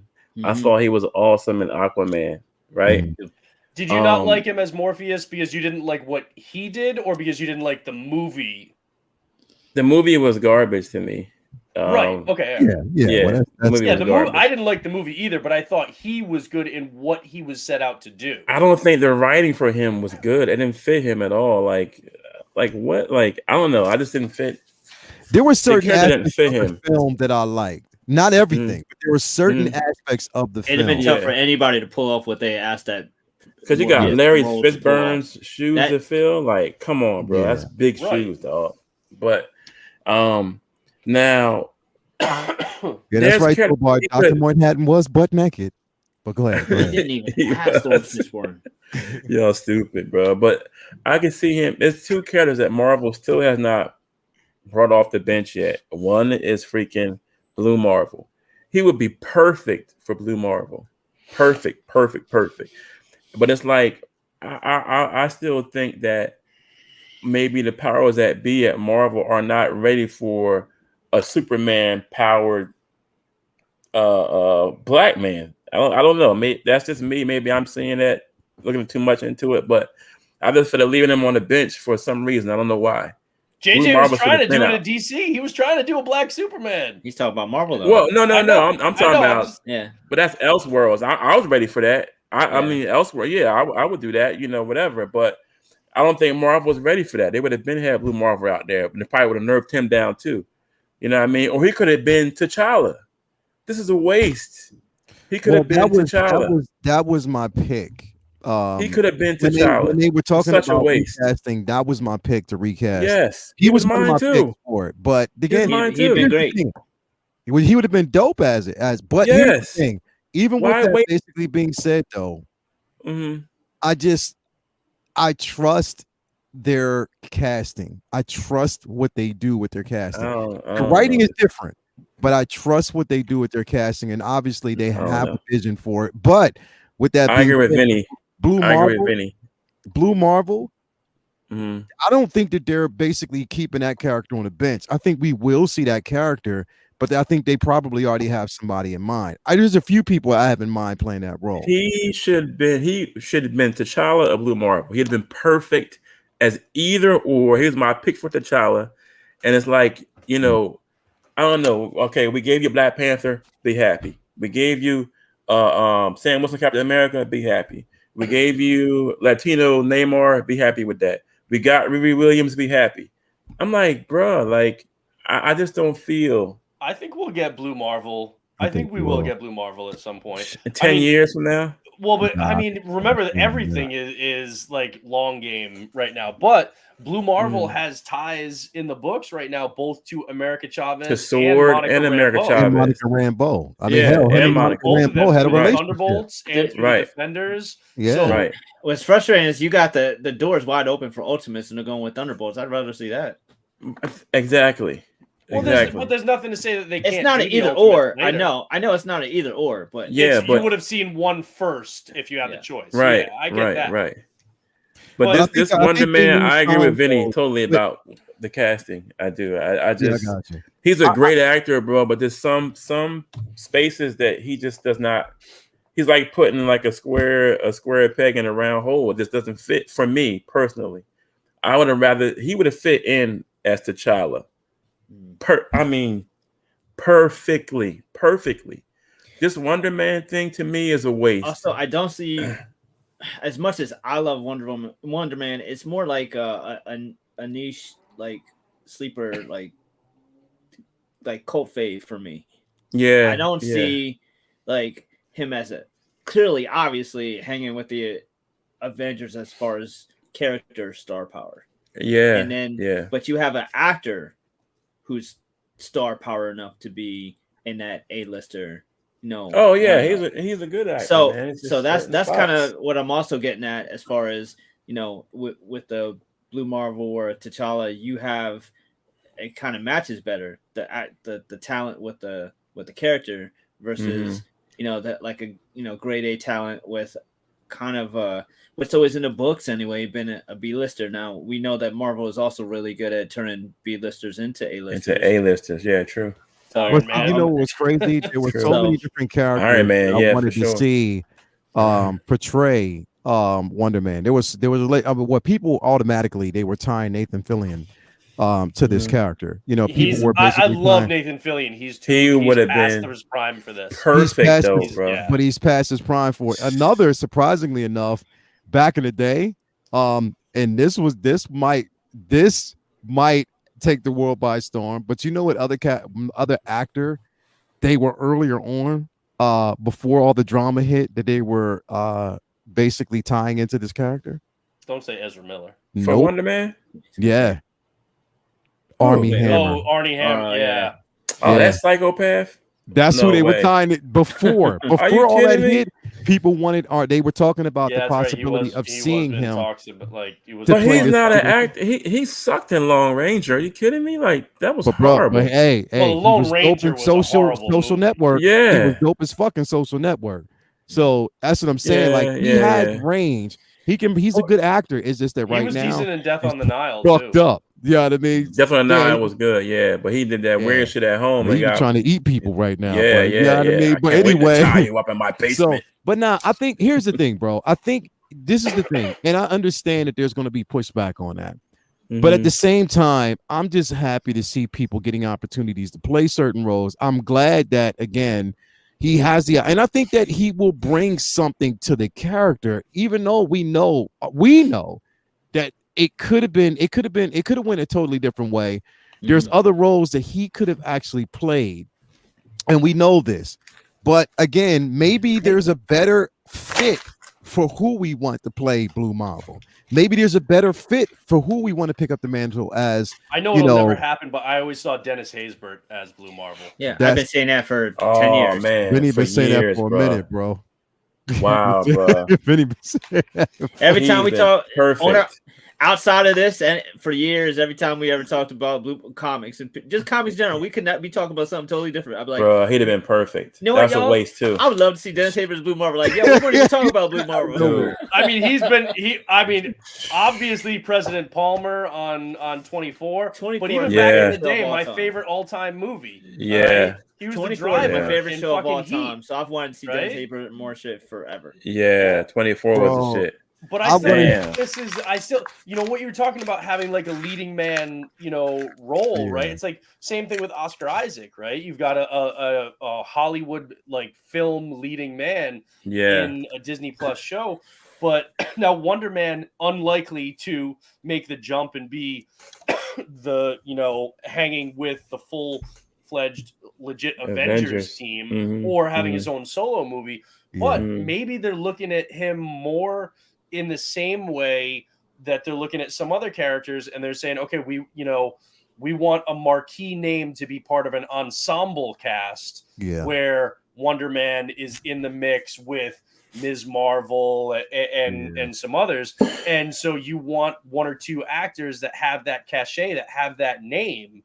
I mean, you got Sam Jackson, leading the Secret Invasion, right? So but he was perfect as Nick. He's ultimate Nick Fury. But we could see this show and find out that Yahya is perfect for this role too. The point is that Marvel is not looking at like, oh wait, he's too big and good of an actor to play this role. They're just trying to think outside the box and think about which actor is going to do this role the way we want them to do it, the way it's going to be. And they're thinking about longevity. They're looking at that stuff. I don't think they're looking at like an actor. I mean, we'd love to have him, but this character no, man, like we're not going to have him do. No, I think they're just looking at like, this is a great actor. We can tell good stories, and a great actor could elevate a niche character to something that people like more. Like, I think a lot of the reason why people liked Vision in the MCU so much was because Paul Bettany is so fucking good, right? Yeah. If it was a different actor, Vision could have fallen flat. Vision could have been, but it also people didn't like. Nobody with Vision. With Vision, it was cool to see Jarvis like in a body. To me, it was cool to see the voice of Jarvis with a freaking body, like with a soul, kind of, sort of. So that's why I like to see this version of Vision on screen. You know what I mean? So do you think that they're gonna have Wonder Man and Vision together in the show at some point? Oh, I have no idea. I don't know. I have no idea about that. But I'm just saying, like, there are niche characters that people don't really think about. That then, even another example was Ms. Marvel. You know what? Ms. Marvel could have been a train wreck. That actress was so damn good. She had such charisma in that role that it brought people into it. It was a well-written, well-produced show. So there's a lot of elements that go into it. Mm-hmm. But the person that they chose to bring that character to life, she killed it, man. People gravitated toward, people loved her. Mm-hmm. And then they got invested in the character, and we're now interested and invested in that character and want to see more of them in the future. Mm-hmm. Same thing here. If Yahya does a really good job, then people could be like, oh, okay, I didn't know shit about Wonder Man, but I'm on board with him now, wherever he goes in the MCU. And then they have more doors that are open storytelling wise, because now people are on board with the character. So now they can fit him into different places where they want to. They're also got to be restocking, so that they've got enough of a cast for Secret Wars. Mm-hmm. Right? The writing for him has to fit, though, man. Not everybody is going to be a central character with a ton of screen time, but they do need to beef up the roster for Secret Wars. And I think we're going to see a lot more characters getting introduced over the next year and a half or so, as we built, so that they've got, even if maybe this one only gets 10 minutes, this one's only 5 minutes of screen, they need bodies to fill out that roster. They need bodies, but here's the thing, and I'm gonna say this because I kind of agree with what's actually being said out there. Because Mikey Lito, you did bring something up about Moon Knight needs better writing. I think they need better writing all throughout the MCU right now, plain and simple. Mm-hmm. I love the writing in Moon Knight. I love that show. I love the writing, but I just think the ending, the way they ended, and I know we have differences of opinion about that last episode. But that last episode, for me, man, that shit was gangster to that episode. Nah, bro. Minus the kaiju stuff, which I understand what your issue is with that. I think the writing on that show was brilliant. I think the writing on that show was absolutely good, solid. But it was a waste. The thing is, it's especially like when he shot Boy in the here's the limousine. thing: you wait till an entire you wait an entire season of that show. On the very last show, we only got 35 seconds of Jake Lockley.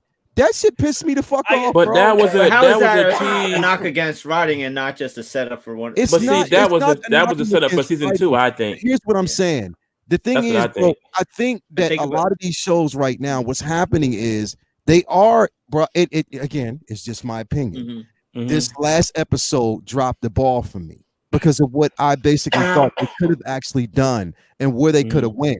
You spent so much time on these fucking giant fighting kaijus, bro, when you could have just had more to do. They really didn't spend that much time on them. It was only about 4 minutes, not even 3 minutes. It was too. I get what you're saying. I don't think the writing was because if they're giant kaiju, that means they have giant feet. That's what it is. I hated that last episode, bro. The issue with the Moon Knight show, though, is that there have been so many kind of iterations and reboots and new takes on Moon Knight throughout his time in the comics. Oh yeah. There's no one definitive, this is Moon Knight and this is the end all be all Moon Knight, right? There's a lot of different interpretations that and iterations that he's gone through over the decades. And so and like Robert Meyer Burnett even said this, it's like they did a version that just it wasn't the particular one that I really loved reading comic books back in the day. So it was, it wasn't that it was bad. It wasn't that it wasn't faithful. It was just they used a different chunk of the mythos than maybe some other people would have wanted. But the other thing too is that it's almost misleading to call the show Moon Knight, because it was really about Mark Spector and Stephen Grant. We didn't actually get a lot of Moon Knight in this, and that's what I'm hoping that we get in the future with the street level. I'm hoping what they're doing in the books right now, where he's actually I love the story arc that they've got in the comics right now with Hunter's Moon and with him actually kind of having this kind of like quorum with Mark Spector, Stephen Grant, and Jake Lockley, and them kind of like working together and kind of balancing things. It's actually been really cool, and I would love to see more of that, where it's now like in New York City, street level Moon Knight, and then we explore. So, but I think they were setting hopefully that up in that first season, so that we actually get a show that's really more now like 80% Moon Knight and 20% the other stuff. But Marvel has made a really good point, though. I would absolutely, for Wonder Man, again, we have Yaya, but if they hadn't, David Boreanaz, I would absolutely perfect. I would absolutely, because if you motherfucker is jacked. If you watch SEAL Team right now, dude is jacked. You watch what now? SEAL Team. On Paramount Plus. Dude is jacked. Yeah, he's a big boy. He's a good-looking dude. He's got a lot of charisma. He absolutely, obviously his stuff has been more serious of late, but like he did Buffy and Angel back in the day. Absolutely, he could have been a good Wonder Man. Absolutely. Yeah. His dad was the weatherman back in the day. Channel 6 News. But and he's a Philly boy too. Yeah, he's from Philly, But see, the thing about Moon Knight, I thought those last couple of episodes were setting up Jake Lockley for season 2. Absolutely. Because they didn't know they didn't have season 2 yet. So that's why you didn't see him. That's why the coffin was shaking and you saw him for a couple seconds at the end. That's showing you another personality. We all know he has some personality, but the general public doesn't know. I get it. So it was a setup. It's a setup. I just think that the approach or the execution of the setup, for me, in my opinion, they dropped the ball for it. Like they just, in my opinion, it didn't. If they were going to include Jake Lockley more in the first season, they would have had to add like 5 episodes. They would have had to do a much longer season in order to have him in there and have it feel perfect opportunity was that coffin. If you'd have brought him out, if you would have had Jake, we all thought that. We all thought they were. Jake would have killed both of them, bro. He would have fucked. Like if you would have had him, Jake would have left Mark. And what's the thing is, left him behind. That's who we did get. We did get him. They just never showed it. You know what I mean? So we got him unleashed where he fucked everything up. It's just that we can get anything. Anyway. Oh yeah. He was killing people. Yeah. If we see a season 2, like which hopefully we will, there have been references that people were talking about it. If we get a chance, then we'll see it. Anyway, I'm in the show man. Show up in Daredevil. Show up in Daredevil. We'll see. There's a lot. That would be crazy. We're gonna move the actual talk about DC and James Gunn. We'll move that till next Monday as part of, because like I said, we had a lot to cover. We'll move that till next Monday. Henry Cavill leaving. So we'll talk about Henry Cavill as well. We'll make sure we have more conversations about that. Don't leave Highlander. Don't leave Highlander. That's all. No, I ain't gonna leave that. We'll talk about that. Anyway, thank you guys for basically being here tonight with us, man. Like I said, it was great talks, great all around conversations, and you guys out there always make it the best when you kind of chime in. So thank you very much for that. But yeah, we're gonna basically break out of here. Mr. Butt Naked, what do you got going on, and what do you have going on in the butt naked world? So I only just this morning watched this most recent episode of Andor, because last week was just crazy for me. Yeah. So it's kind of nice that I have a much shorter gap this time around for the next episode, because that episode was so damn good. So I cannot wait for Wednesday to be able to watch that episode, the new one. I've been tearing through comics lately and loving that. So I've been on a binge. Figured this week my pull list goal number one is the new Punisher issue this week. I have absolutely loved everything that Jason Aaron has done with this run. This Punisher has been great, and it's really building to something big now. Obviously, the cover alone has, my boy Daredevil on there with them. I think this is going to be a really, really big episode, a really big issue in this current arc.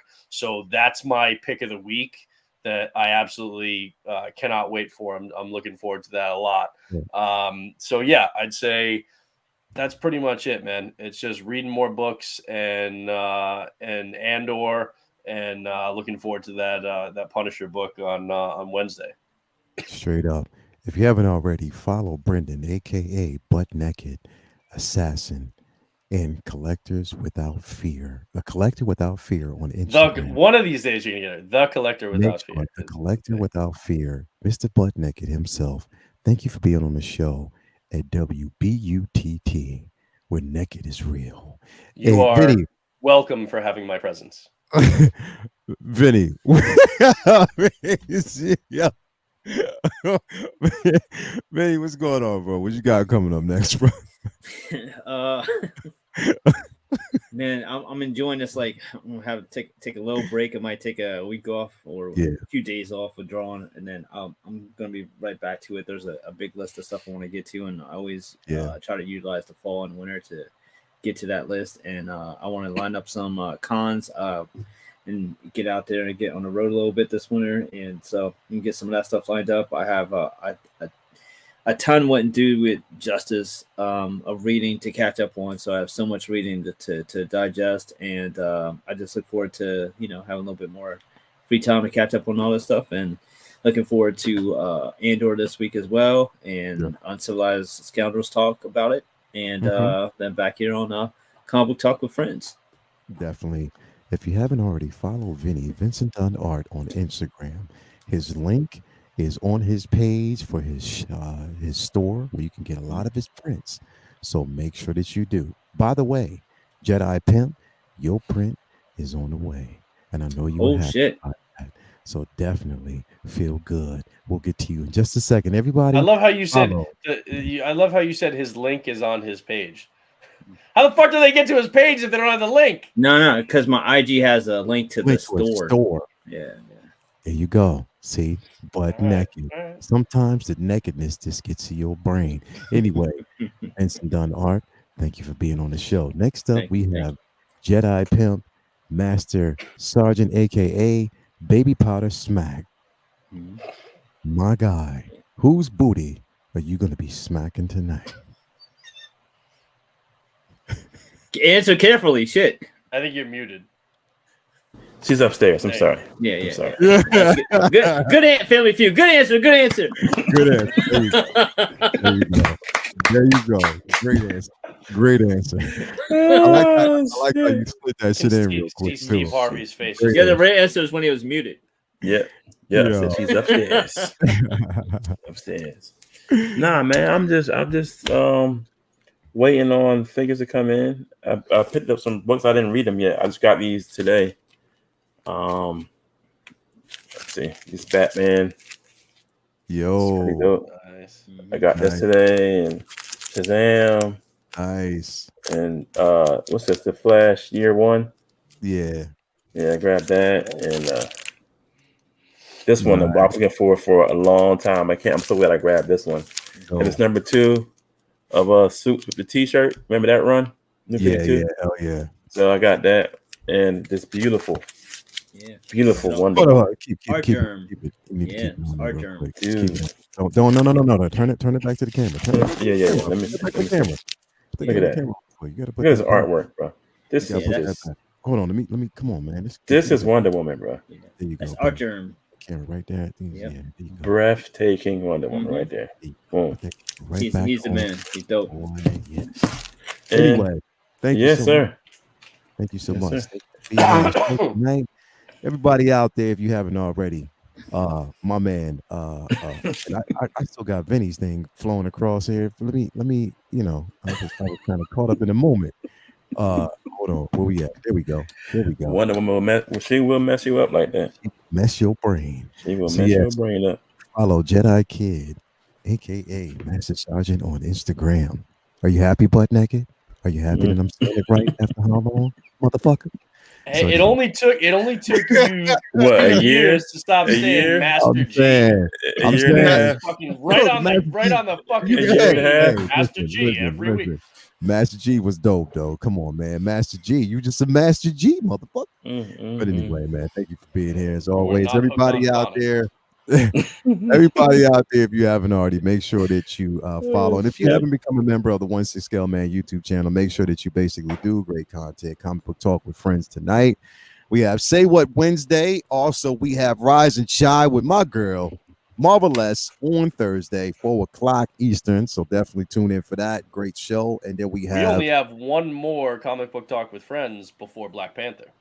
That is true. Yeah, the 11th. It's on Veterans Day. That's awesome. We'll definitely pregame it. So we'll definitely do the 11th, right? Yeah. No, 10 for us. I got tickets on the Thursday. So yeah, it's at the 10th. Thursday. Okay. The official opening is Friday the 11th. That's Veterans Day. Yeah. So we'll definitely pregame it. So yeah, if you haven't already, then we also have Figure Flex Friday. Next Friday is going to be a double show because I missed last Friday. And then Collectors Lounge International on Sunday. So stay tuned for that. But anyway, everybody out there, thank you for your participation tonight, your kindness. And we can't wait to see you next week. Now, by the way, this voice ain't going to be back here next week. My shit's just fucked up this week. So enjoy it while you can. Thank you for being a part of WBUTT, where being naked is real. Always. Anyway, thank you guys for coming through, man. It's been a great night. We can't wait to see you next week. Same time, same channel. Again, we love y'all, man. You know what it's all about, talking about comics, enjoying ourselves, and we hope you enjoy the show. Anyway, peace out. We love y'all till next week. We are out.